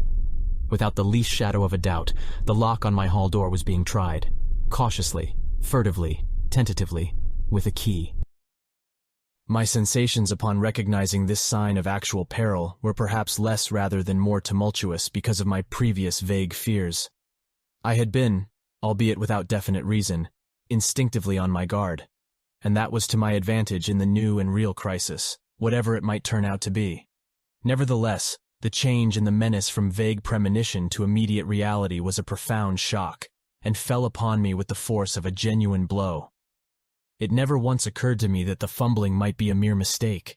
Malign purpose was all I could think of, and I kept deathly quiet, awaiting the would-be intruder's next move. After a time the cautious rattling ceased, and I heard the room to the north entered with a passkey. Then the lock of the connecting door to my room was softly tried. The bolt held, of course, and I heard the floor creak as the prowler left the room. After a moment, there came another soft rattling, and I knew that the room to the south of me was being entered. Again a furtive trying of a bolted connecting door, and again a receding creaking. This time the creaking went along the hall and down the stairs, so I knew that the prowler had realized the bolted condition of my doors and was giving up his attempt for a greater or lesser time, as the future would show. The readiness with which I fell into a plan of action proves that I must have been subconsciously fearing some menace and considering possible avenues of escape for hours.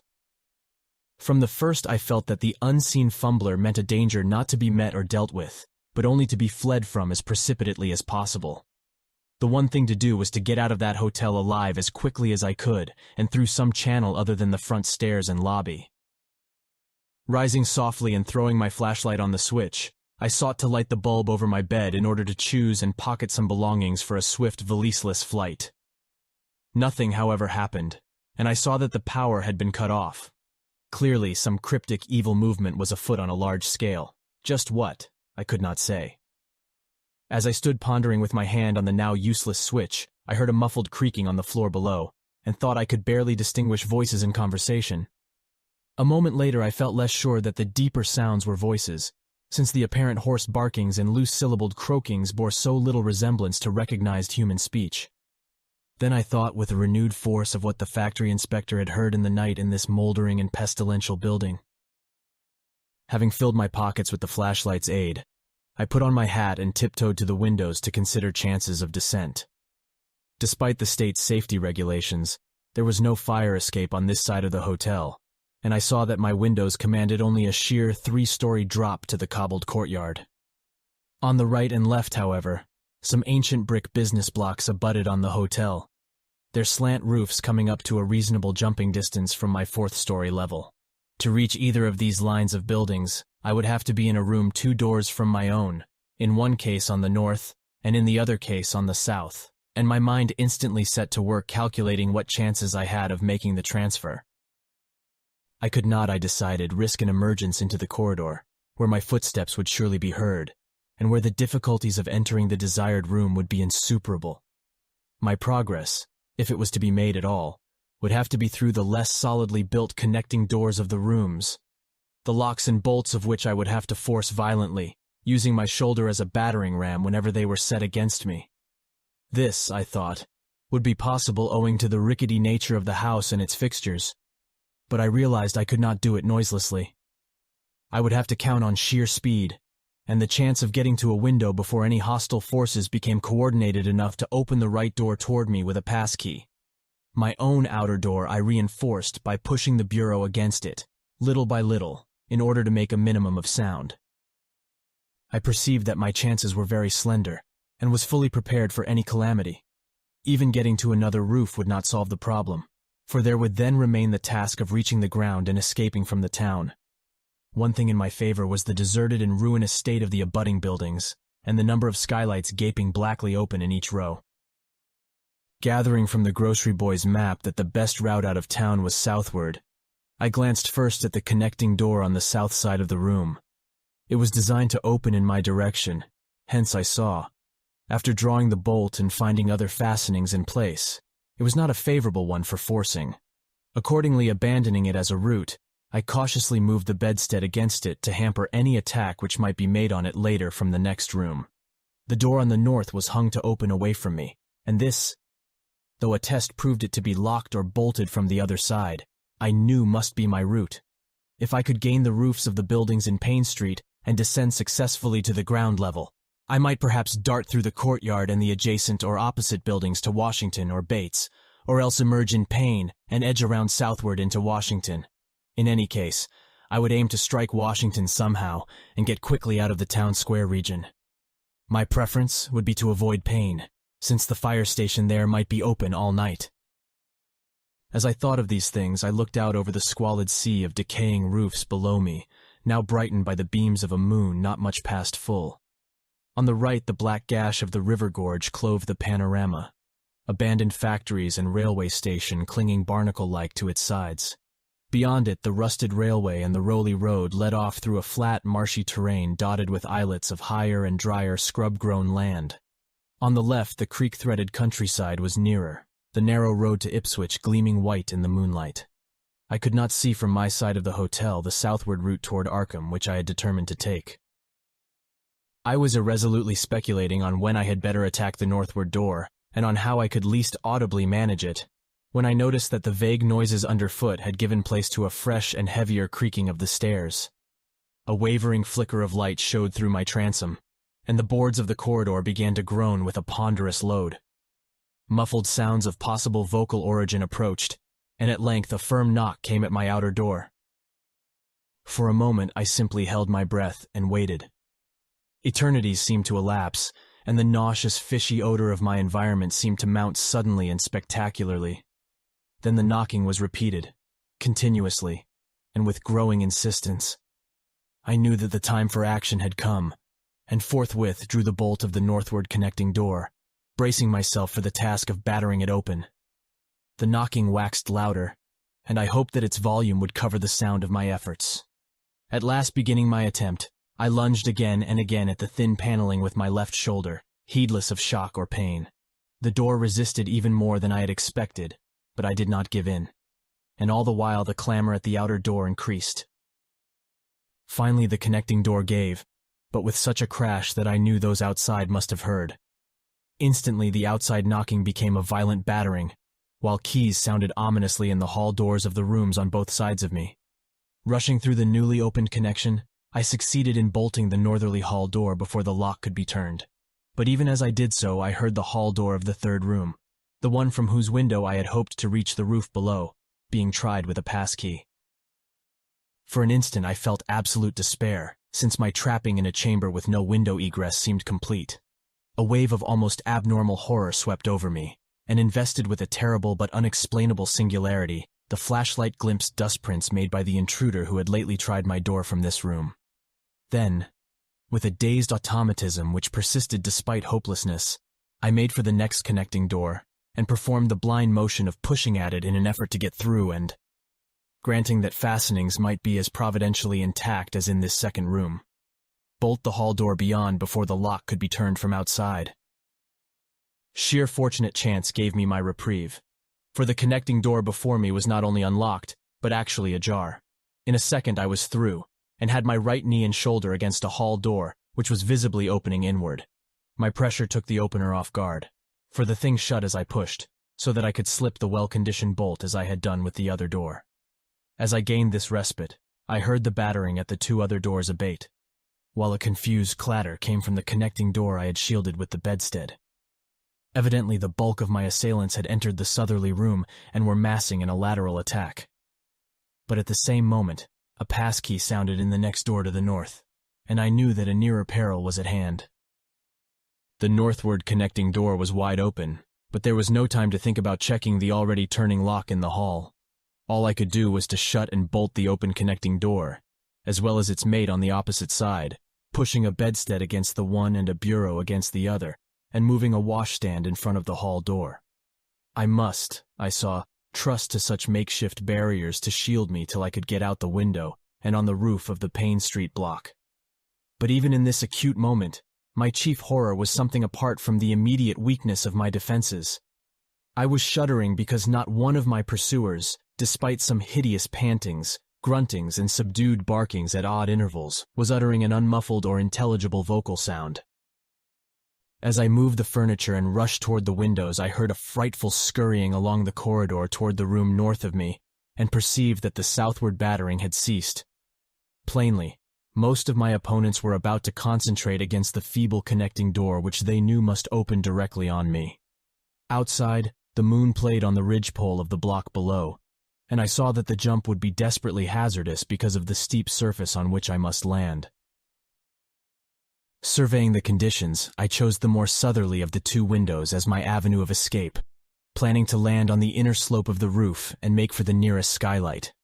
Once inside one of the decrepit brick structures, I would have to reckon with pursuit, but I hoped to descend and dodge in and out of yawning doorways along the shadowed courtyard, eventually getting to Washington Street and slipping out of town toward the south.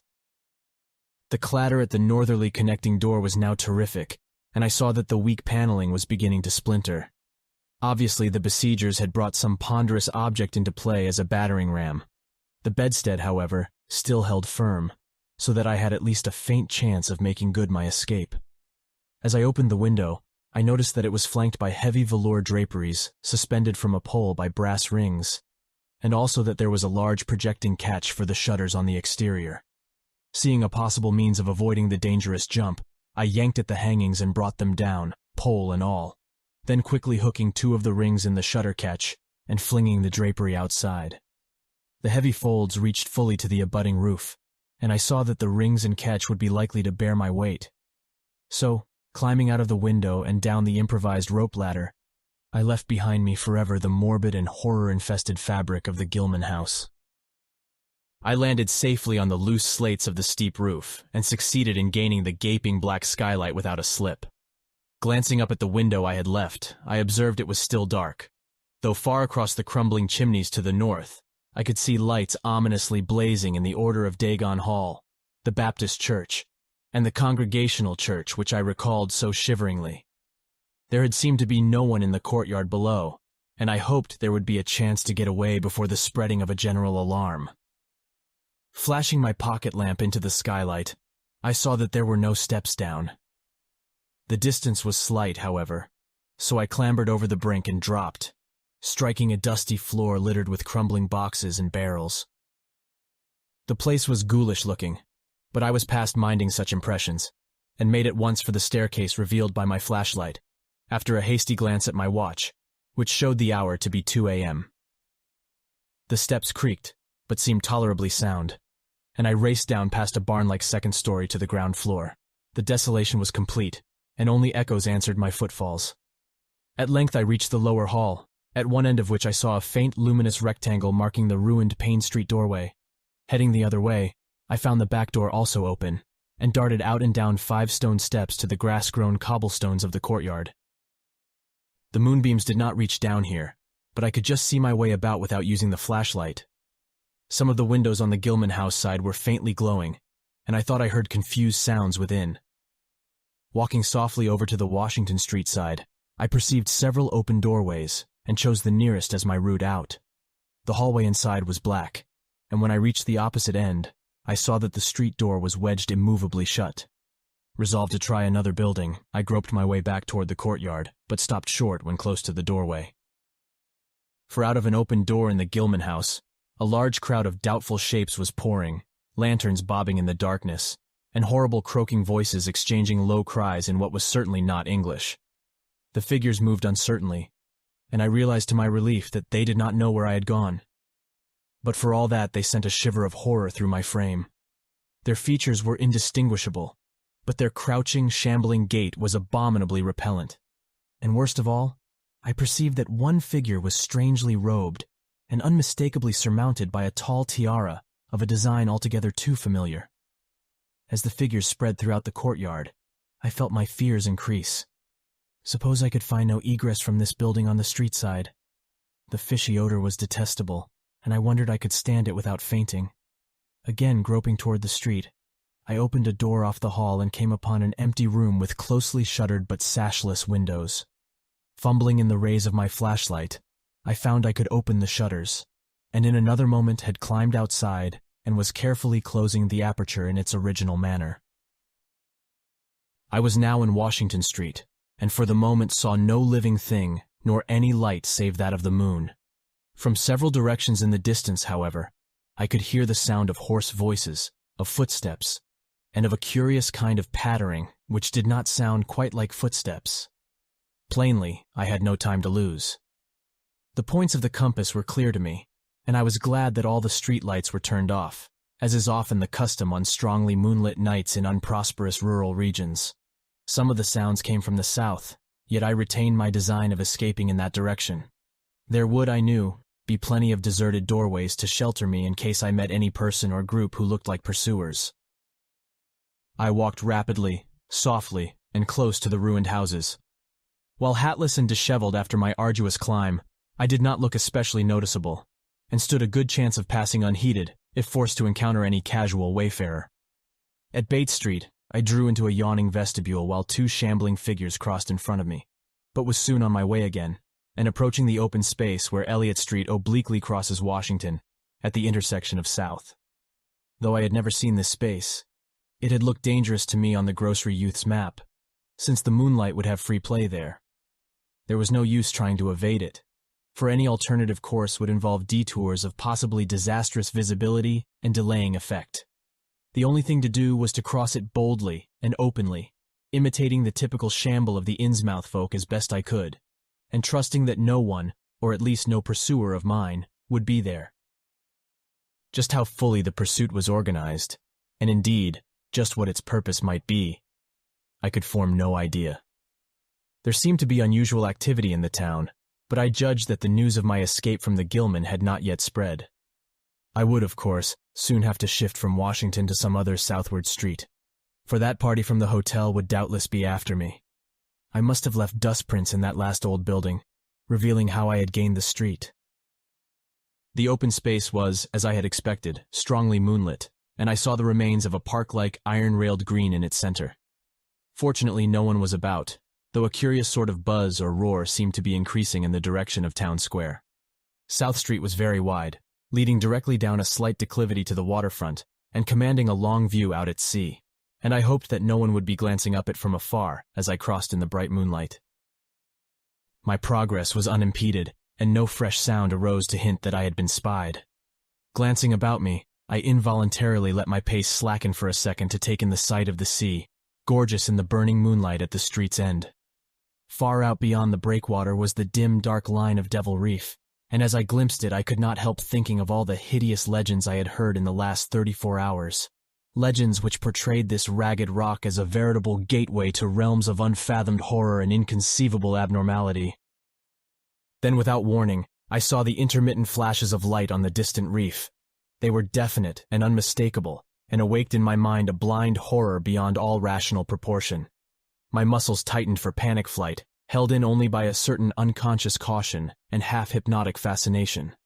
And to make matters worse, there now flashed forth from the lofty cupola of the Gilman house, which loomed up to the northeast behind me, a series of analogous though differently spaced gleams which could be nothing less than an answering signal. Controlling my muscles, and realizing afresh how plainly visible I was, I resumed my brisker and feignedly shambling pace, though keeping my eyes on that hellish and ominous reef as long as the opening of South Street gave me a seaward view. What the whole proceeding meant, I could not imagine, unless it involved some strange rite connected with Devil Reef, or unless some party had landed from a ship on that sinister rock. I now bent to the left around the ruinous green, still gazing toward the ocean as it blazed in the spectral summer moonlight, and watching the cryptical flashing of those nameless, unexplainable beacons. It was then that the most horrible impression of all was borne in upon me. The impression which destroyed my last vestige of self-control and set me running frantically southward past the yawning black doorways and fishily staring windows of that deserted nightmare street. For at a closer glance I saw that the moonlit waters between the reef and the shore were far from empty. They were alive with a teeming horde of shapes swimming inward toward the town, and even at my vast distance and in my single moment of perception, I could tell that the bobbing heads and flailing arms were alien and aberrant in a way scarcely to be expressed or consciously formulated. My frantic running ceased before I had covered a block, for at my left I began to hear something like the hue and cry of organized pursuit. There were footsteps and guttural sounds, and a rattling motor wheezed south along Federal Street. In a second, all my plans were utterly changed, for if the southward highway were blocked ahead of me, I must clearly find another egress from Innsmouth. I paused and drew into a gaping doorway, reflecting how lucky I was to have left the moonlit open space before these pursuers came down the parallel street. A second reflection was less comforting. Since the pursuit was down another street, it was plain that the party was not following me directly. It had not seen me, but was simply obeying a general plan of cutting off my escape. This, however, implied that all roads leading out of Innsmouth were similarly patrolled, for the denizens could not have known what route I intended to take. If this were so, I would have to make my retreat across country away from any road. But how could I do that in view of the marshy and creek-riddled nature of all the surrounding region? For a moment my brain reeled, both from sheer hopelessness and from a rapid increase in the omnipresent fishy odor. Then I thought of the abandoned railway to Rowley, whose solid line of ballasted, weed-grown earth still stretched off to the northwest from the crumbling station on the edge of the river gorge. There was just a chance that the townsfolk would not think of that, since its briar-choked desertion made it half impassable and the unlikeliest of all avenues for a fugitive to choose. I had seen it clearly from my hotel window and knew about how it lay. Most of its earlier length was uncomfortably visible from the Rowley Road and from high places in the town itself, but one could perhaps crawl inconspicuously through the undergrowth. At any rate, it would form my only chance of deliverance, and there was nothing to do but try it. Drawing inside the hall of my deserted shelter, I once more consulted the grocery boy's map with the aid of the flashlight. The immediate problem was how to reach the ancient railway, and I now saw that the safest course was ahead to Babson Street, then west to Lafayette, there edging around but not crossing an open space homologous to the one I had traversed, and subsequently back northward and westward in a zigzagging line through Lafayette, Bates, Adams, and Bank Streets, the latter skirting the river gorge, to the abandoned and dilapidated station I had seen from my window. My reason for going ahead to Babson was that I wished neither to recross the earlier open space, nor to begin my westward course along a cross street as broad as south. Starting once more, I crossed the street to the right-hand side in order to edge around into Babson as inconspicuously as possible. Noises still continued in Federal Street, and as I glanced behind me, I thought I saw a gleam of light near the building through which I had escaped. Anxious to leave Washington Street, I broke into a quiet dog trot, trusting to luck not to encounter any observing eye.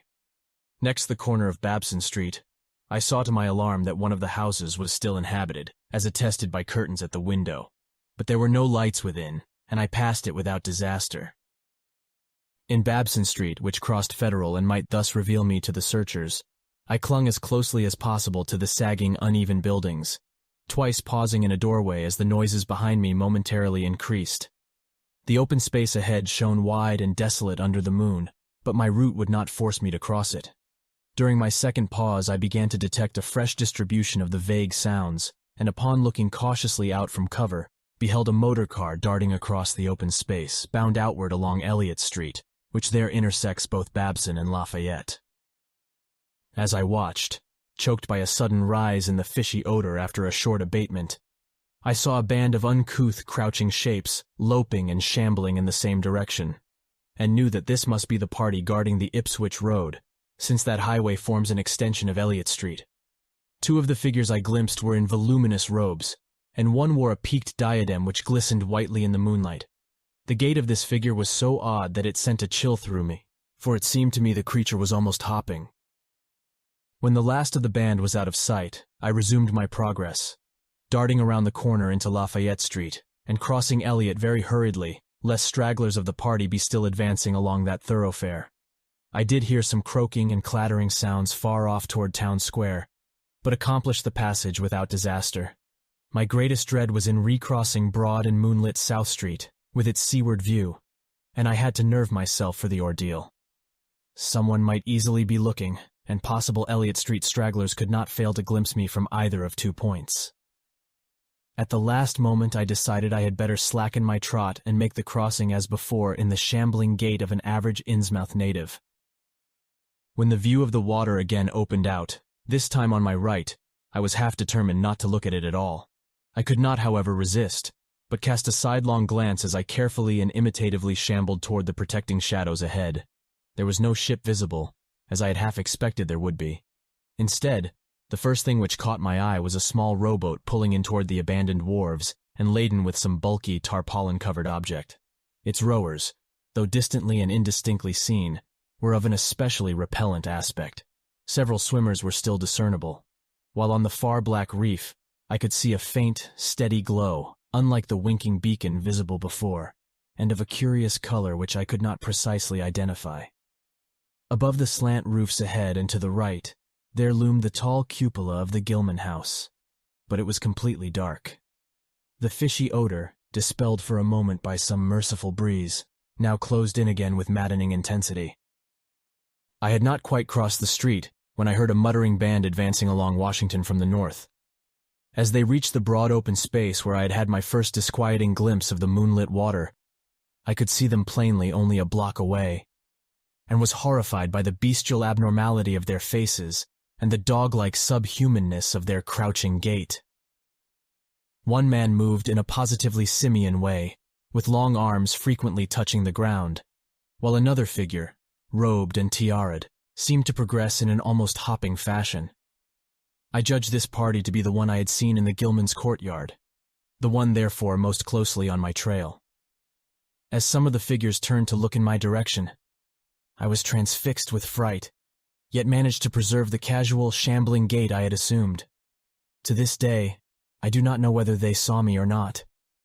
If they did, my stratagem must have deceived them, for they passed on across the moonlit space without varying their course, meanwhile croaking and jabbering in some hateful guttural patois I could not identify. Once more in shadow, I resumed my former dog trot past the leaning and decrepit houses that stared blankly into the night. Having crossed to the western sidewalk, I rounded the nearest corner into Bates Street, where I kept close to the buildings on the southern side. I passed 2 houses showing signs of habitation, one of which had faint lights in upper rooms, yet met with no obstacle. As I turned into Adam Street, I felt measurably safer, but received a shock when a man reeled out of a black doorway directly in front of me. He proved, however, too hopelessly drunk to be a menace, so that I reached the dismal ruins of the Bank Street warehouses in safety. No one was stirring in that dead street beside the river gorge, and the roar of the waterfalls quite drowned my footsteps. It was a long dog trot to the ruined station, and the great brick warehouse walls around me seemed somehow more terrifying than the fronts of private houses. At last I saw the ancient arcaded station, or what was left of it, and made directly for the tracks that started from its farther end. The rails were rusty but mainly intact, and not more than half the ties had rotted away. Walking or running on such a surface was very difficult, but I did my best, and on the whole made very fair time. For some distance the line kept on along the gorge's brink, but at length I reached the long covered bridge where it crossed the chasm at a dizzy height. The condition of this bridge would determine my next step. If humanly possible, I would use it. If not, I would have to risk more street wandering and take the nearest intact highway bridge. The vast barn-like length of the old bridge gleamed spectrally in the moonlight, and I saw that the ties were safe for at least a few feet within. Entering, I began to use my flashlight, and was almost knocked down by the cloud of bats that flapped past me. About halfway across there was a perilous gap in the ties which I feared for a moment would halt me, but in the end, I risked a desperate jump which fortunately succeeded. I was glad to see the moonlight again when I emerged from that macabre tunnel. The old tracks crossed River Street at grade, and at once veered off into a region increasingly rural and with less and less of Innsmouth's abhorrent fishy odor. Here the dense growth of weeds and briars hindered me and cruelly tore my clothes, but I was none the less glad that they were there to give me concealment in case of peril. I knew that much of my route must be visible from the Rowley Road.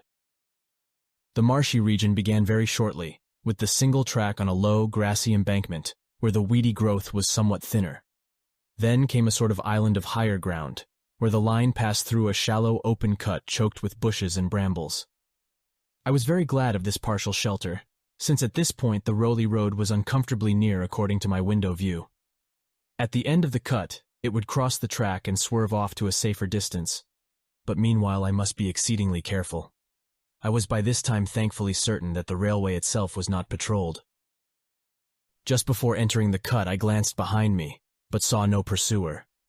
The ancient spires and roofs of decaying Innsmouth gleamed lovely and ethereal in the magic yellow moonlight, and I thought of how they must have looked in the old days before the shadow fell. Then, as my gaze circled inland from the town, something less tranquil arrested my notice and held me immobile for a second. What I saw, or fancied I saw, was a disturbing suggestion of undulant motion far to the south, a suggestion which made me conclude that a very large horde must be pouring out of the city along the level Ipswich road. The distance was great, and I could distinguish nothing in detail, but I did not at all like the look of that moving column. It undulated too much, and glistened too brightly in the rays of the now westering moon. There was a suggestion of sound, too, though the wind was blowing the other way, a suggestion of bestial scraping and bellowing even worse than the muttering of the parties I had lately overheard. All sorts of unpleasant conjectures crossed my mind.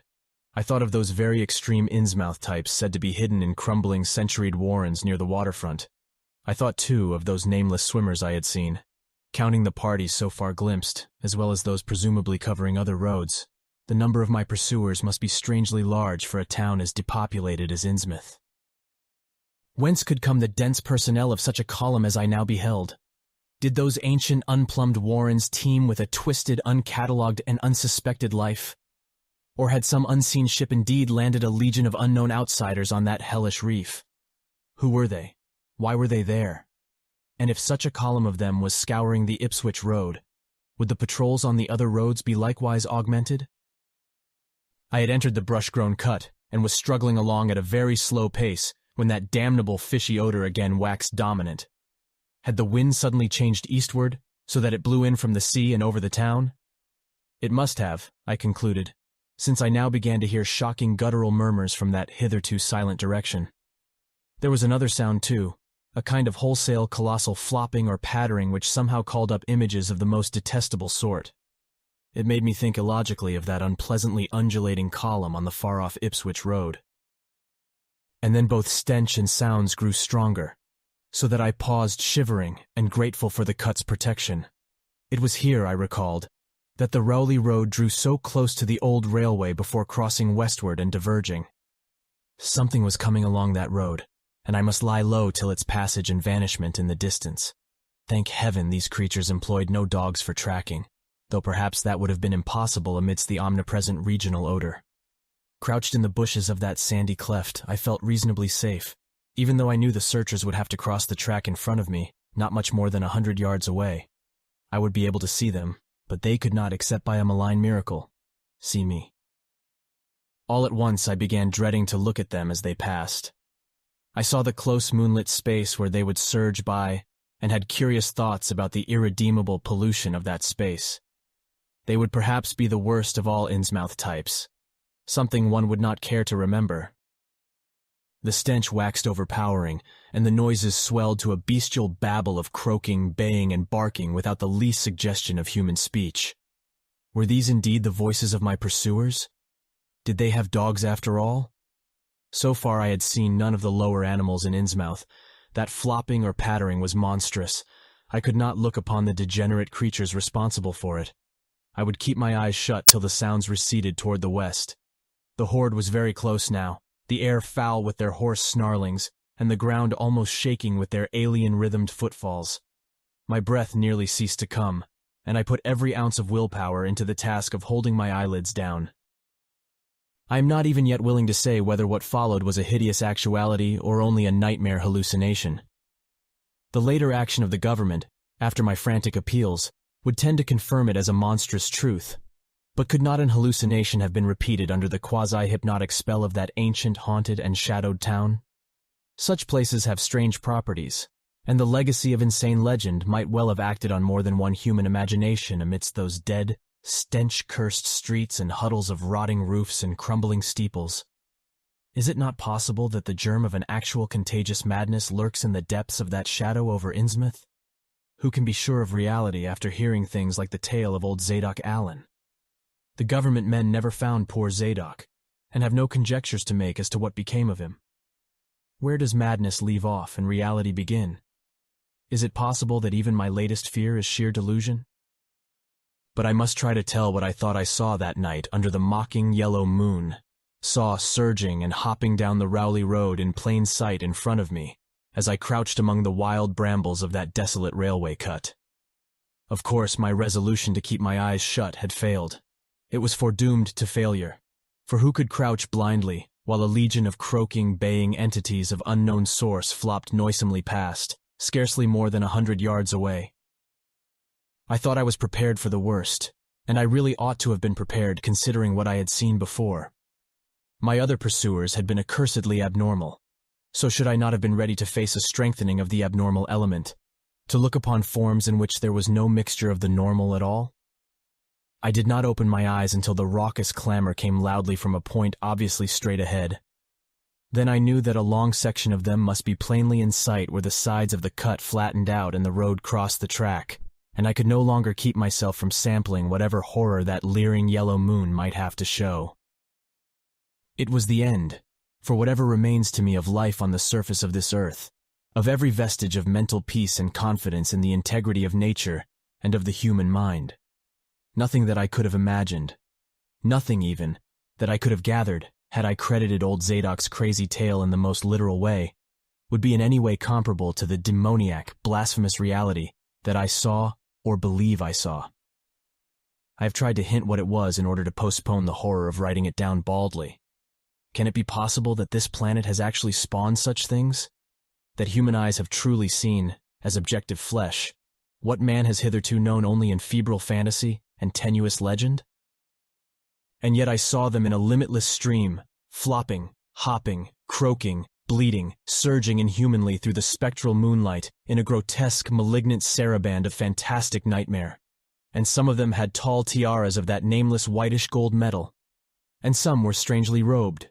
And one, who led the way, was clad in a ghoulishly humped black coat and striped trousers, and had a man's felt hat perched on the shapeless thing that answered for a head. I think their predominant color was a grayish-green, though they had white bellies. They were mostly shiny and slippery, but the ridges of their backs were scaly. Their forms vaguely suggested the anthropoid, while their heads were the heads of fish, with prodigious bulging eyes that never closed. At the sides of their necks were palpitating gills, and their long paws were webbed. They hopped irregularly, sometimes on 2 legs and sometimes on 4. I was somehow glad that they had no more than 4 limbs. Their croaking, baying voices, clearly used for articulate speech, held all the dark shades of expression which their staring faces lacked. But for all of their monstrousness, they were not unfamiliar to me. I knew too well what they must be, for was not the memory of that evil tiara at Newburyport still fresh? They were the blasphemous fish frogs of the nameless design, living and horrible. And as I saw them, I knew also of what that humped, tiaraed priest in the black church basement had so fearsomely reminded me. Their number was past guessing.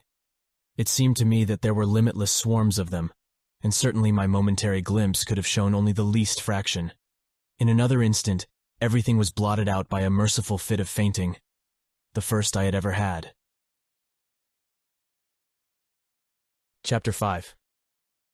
It was a gentle daylight rain that awaked me from my stupor in the brush-grown railway cut, and when I staggered out to the roadway ahead, I saw no trace of any prints in the fresh mud. The fishy odor, too, was gone.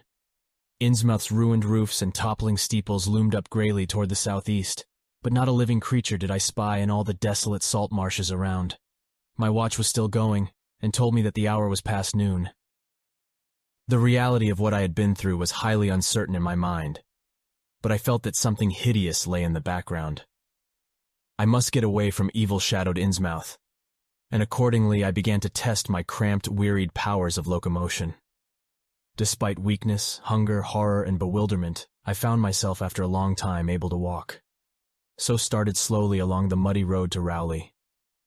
Before evening I was in the village, getting a meal and providing myself with presentable clothes. I caught the night train to Arkham, and the next day talked long and earnestly with government officials there, a process I later repeated in Boston. With the main result of these colloquies, the public is now familiar, and I wish for normality's sake there were nothing more to tell. Perhaps it is madness that is overtaking me, yet perhaps a greater horror or a greater marvel is reaching out. As may well be imagined, I gave up most of the foreplanned features of the rest of my tour, the scenic, architectural, and antiquarian diversions on which I had counted so heavily. Nor did I dare look for that piece of strange jewelry said to be in the Miskatonic University Museum. I did, however, improve my stay in Arkham by collecting some genealogical notes I had long wished to possess. Very rough and hasty data, it is true, but capable of good use later on when I might have time to collate and codify them. The curator of the Historical Society there, Mr. E. Lapham Peabody, was very courteous about assisting me, and expressed unusual interest when I told him I was a grandson of Eliza Orne of Arkham, who was born in 1867 and had married James Williamson of Ohio at the age of 17. It seemed that a maternal uncle of mine had been there many years before on a quest much like my own, and that my grandmother's family was a topic of some local curiosity. There had, Mr. Peabody said, been considerable discussion about the marriage of her father, Benjamin Orne, just after the Civil War, since the ancestry of the bride was peculiarly puzzling. That bride was understood to have been an orphaned Marsh of New Hampshire, a cousin of the Essex County Marshes, but her education had been in France and she knew very little of her family. A guardian had deposited funds in a Boston bank to maintain her and her French governess, but that guardian's name was unfamiliar to Arkham people, and in time he dropped out of sight, so that the governess assumed his role by court appointment. The Frenchwoman, now long dead, was very taciturn, and there were those who said she could have told more than she did. But the most baffling thing was the inability of anyone to place the recorded parents of the young woman, Enoch and Lydia Meserve Marsh, among the known families of New Hampshire. Possibly, many suggested, she was the natural daughter of some Marsh of prominence. She certainly had the true Marsh eyes. Most of the puzzling was done after her early death, which took place at the birth of my grandmother, her only child. Having formed some disagreeable impressions connected with the name of Marsh, I did not welcome the news that it belonged on my own ancestral tree, nor was I pleased by Mr. Peabody's suggestion that I had the true Marsh eyes myself. However, I was grateful for data which I knew would prove valuable, and took copious notes and lists of book references regarding the well-documented Orne family. I went directly home to Toledo from Boston, and later spent a month at Mommy recuperating from my ordeal. In September I entered Oberlin for my final year, and from then till the next June was busy with studies and other wholesome activities, reminded of the bygone terror only by occasional official visits from government men in connection with the campaign which my pleas and evidence had started. Around the middle of July, just a year after the Innsmouth experience, I spent a week with my late mother's family in Cleveland, checking some of my new genealogical data with the various notes, traditions, and bits of heirloom material in existence there, and seeing what kind of connected chart I could construct. I did not exactly relish the task, for the atmosphere of the Williamson home had always depressed me. There was a strain of morbidity there, and my mother had never encouraged my visiting her parents as a child, although she always welcomed her father when he came to Toledo. My Arkham-born grandmother had seemed strange and almost terrifying to me, and I do not think I grieved when she disappeared. I was 8 years old then, and it was said that she had wandered off in grief after the suicide of my Uncle Douglas, her eldest son. He had shot himself after a trip to New England, the same trip, no doubt, which had caused him to be recalled at the Arkham Historical Society. This uncle had resembled her, and I had never liked him either. Something about the staring, unwinking expression of both of them had given me a vague, unaccountable uneasiness. My mother and Uncle Walter had not looked like that. They were like their father, though poor little cousin Lawrence, Walter's son, had been an almost perfect duplicate of his grandmother before his condition took him to the permanent seclusion of a sanitarium at Canton. I had not seen him in 4 years, but my uncle once implied that his state, both mental and physical, was very bad. This worry had probably been a major cause of his mother's death 2 years before. My grandfather and his widowed son Walter now comprised the Cleveland household, but the memory of older times hung thickly over it. I still disliked the place, and tried to get my researches done as quickly as possible. Williamson records and traditions were supplied in abundance by my grandfather, though for Orne material I had to depend on my Uncle Walter, who put at my disposal the contents of all his files, including notes, letters, cuttings, heirlooms, photographs, and miniatures. It was in going over the letters and pictures on the Orne side that I began to acquire a kind of terror of my own ancestry. As I have said, my grandmother and Uncle Douglas had always disturbed me. Now, years after their passing, I gazed at their pictured faces with a measurably heightened feeling of repulsion and alienation. I could not at first understand the change, but gradually a horrible sort of comparison began to obtrude itself on my unconscious mind, despite the steady refusal of my consciousness to admit even the least suspicion of it. It was clear that the typical expression of these faces now suggested something it had not suggested before, something which would bring stark panic if too openly thought of. But the worst shock came when my uncle showed me the Orne jewelry in a downtown safe deposit vault. Some of the items were delicate and inspiring enough, but there was one box of strange old pieces descended from my mysterious great-grandmother, which my uncle was almost reluctant to produce. They were, he said, of very grotesque and almost repulsive design, and had never, to his knowledge, been publicly worn, though my grandmother used to enjoy looking at them. Vague legends of bad luck clustered around them, and my great-grandmother's French governess had said they ought not to be worn in New England, though it would be quite safe to wear them in Europe. As my uncle began slowly and grudgingly to unwrap the things, he urged me not to be shocked by the strangeness and frequent hideousness of the designs. Artists and archaeologists who had seen them pronounced the workmanship superlatively and exotically exquisite, though no one seemed able to define their exact material or assign them to any specific art tradition.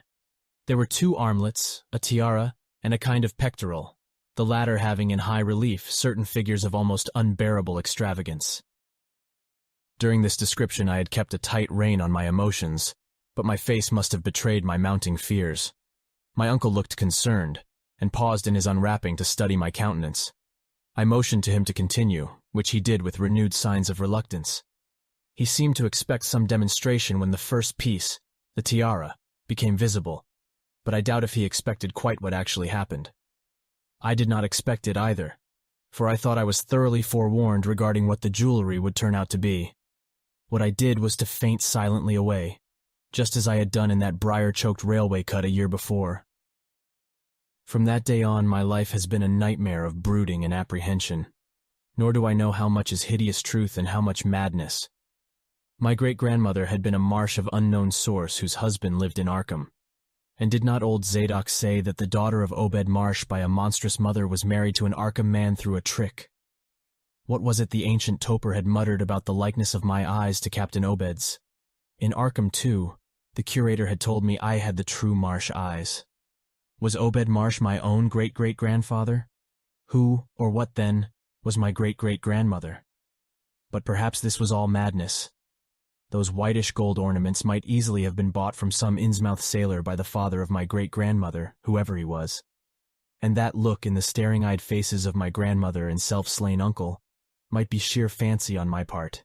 Sheer fancy, bolstered up by the Innsmouth shadow which had so darkly colored my imagination. But why had my uncle killed himself after an ancestral quest in New England? For more than 2 years, I fought off these reflections with partial success. My father secured me a place in an insurance office, and I buried myself in routine as deeply as possible. In the winter of 1930-31, however, the dreams began. They were very sparse and insidious at first, but increased in frequency and vividness as the weeks went by. Great watery spaces opened out before me, and I seemed to wander through titanic sunken porticos and labyrinths of weedy cyclopean walls with grotesque fishes as my companions. Then the other shapes began to appear, filling me with nameless horror the moment I awoke. But during the dreams they did not horrify me at all. I was one with them, wearing their unhuman trappings, treading their aqueous ways, and praying monstrously at their evil sea-bottom temples. There was much more than I could remember, but even what I did remember each morning would be enough to stamp me as a madman or a genius if ever I dared write it down. Some frightful influence, I felt, was seeking gradually to drag me out of the sane world of wholesome life into unnameable abysses of blackness and alienage, and the process told heavily on me. My health and appearance grew steadily worse, till finally I was forced to give up my position and adopt the static, secluded life of an invalid. Some odd nervous affliction had me in its grip, and I found myself at times almost unable to shut my eyes. It was then that I began to study the mirror with mounting alarm. The slow ravages of disease are not pleasant to watch, but in my case there was something subtler and more puzzling in the background. My father seemed to notice it too, for he began looking at me curiously and almost affrightedly. What was taking place in me? Could it be that I was coming to resemble my grandmother and Uncle Douglas? One night I had a frightful dream in which I met my grandmother under the sea. She lived in a phosphorescent palace of many terraces, with gardens of strange leprous corals and grotesque brachiate efflorescences, and welcomed me with a warmth that may have been sardonic. She had changed as those who take to the water change, and told me she had never died. Instead, she had gone to a spot her dead son had learned about, and had leaped to a realm whose wonders, destined for him as well, he had spurned with a smoking pistol. This was to be my realm too. I could not escape it. I would never die, but would live with those who had lived since before man ever walked the earth. I met also that which had been her grandmother. For 80,000 years Pthethialii had lived in Yahanthle, and thither she had gone back after Obed Marsh was dead. Yahanthle was not destroyed when the upper earth men shot death into the sea. It was hurt, but not destroyed. The deep ones could never be destroyed. even though the Paleogean magic of the forgotten old ones might sometimes check them. For the present, they would rest. But someday, if they remembered, they would rise again for the tribute great Cthulhu craved. It would be a city greater than Innsmouth next time. They had planned to spread, and had brought up that which would help them. But now they must wait once more. For bringing the upper earth men's death, I must do a penance, but that would not be heavy. This was the dream in which I saw a Shoggoth for the first time, and the sight set me awake in a frenzy of screaming. That morning the mirror definitely told me I had acquired the Innsmouth look. So far I have not shot myself as my Uncle Douglas did. I bought an automatic and almost took the step, but certain dreams deterred me. The tense extremes of horror are lessening, and I feel queerly drawn toward the unknown sea deeps instead of fearing them. I hear and do strange things in sleep, and awake with a kind of exaltation instead of terror. I do not believe I need to wait for the full change as most have waited. If I did, my father would probably shut me up in a sanitarium as my poor little cousin is shut up. Stupendous and unheard-of splendors await me below, and I shall seek them soon. Eerie, Cthulhu. Yeah. No, I shall not shoot myself. I cannot be made to shoot myself. I shall plan my cousin's escape from that Canton madhouse, and together we shall go to marvel-shadowed Innsmouth. We shall swim out to that brooding reef in the sea, and dive down through black abysses to cyclopean and many-columned Yahanthle, and in that lair of the deep ones we shall dwell amidst wonder and glory forever. Thank you for listening. If you like our recordings, consider liking this video and subscribing to our channel so you don't miss any more audiobooks.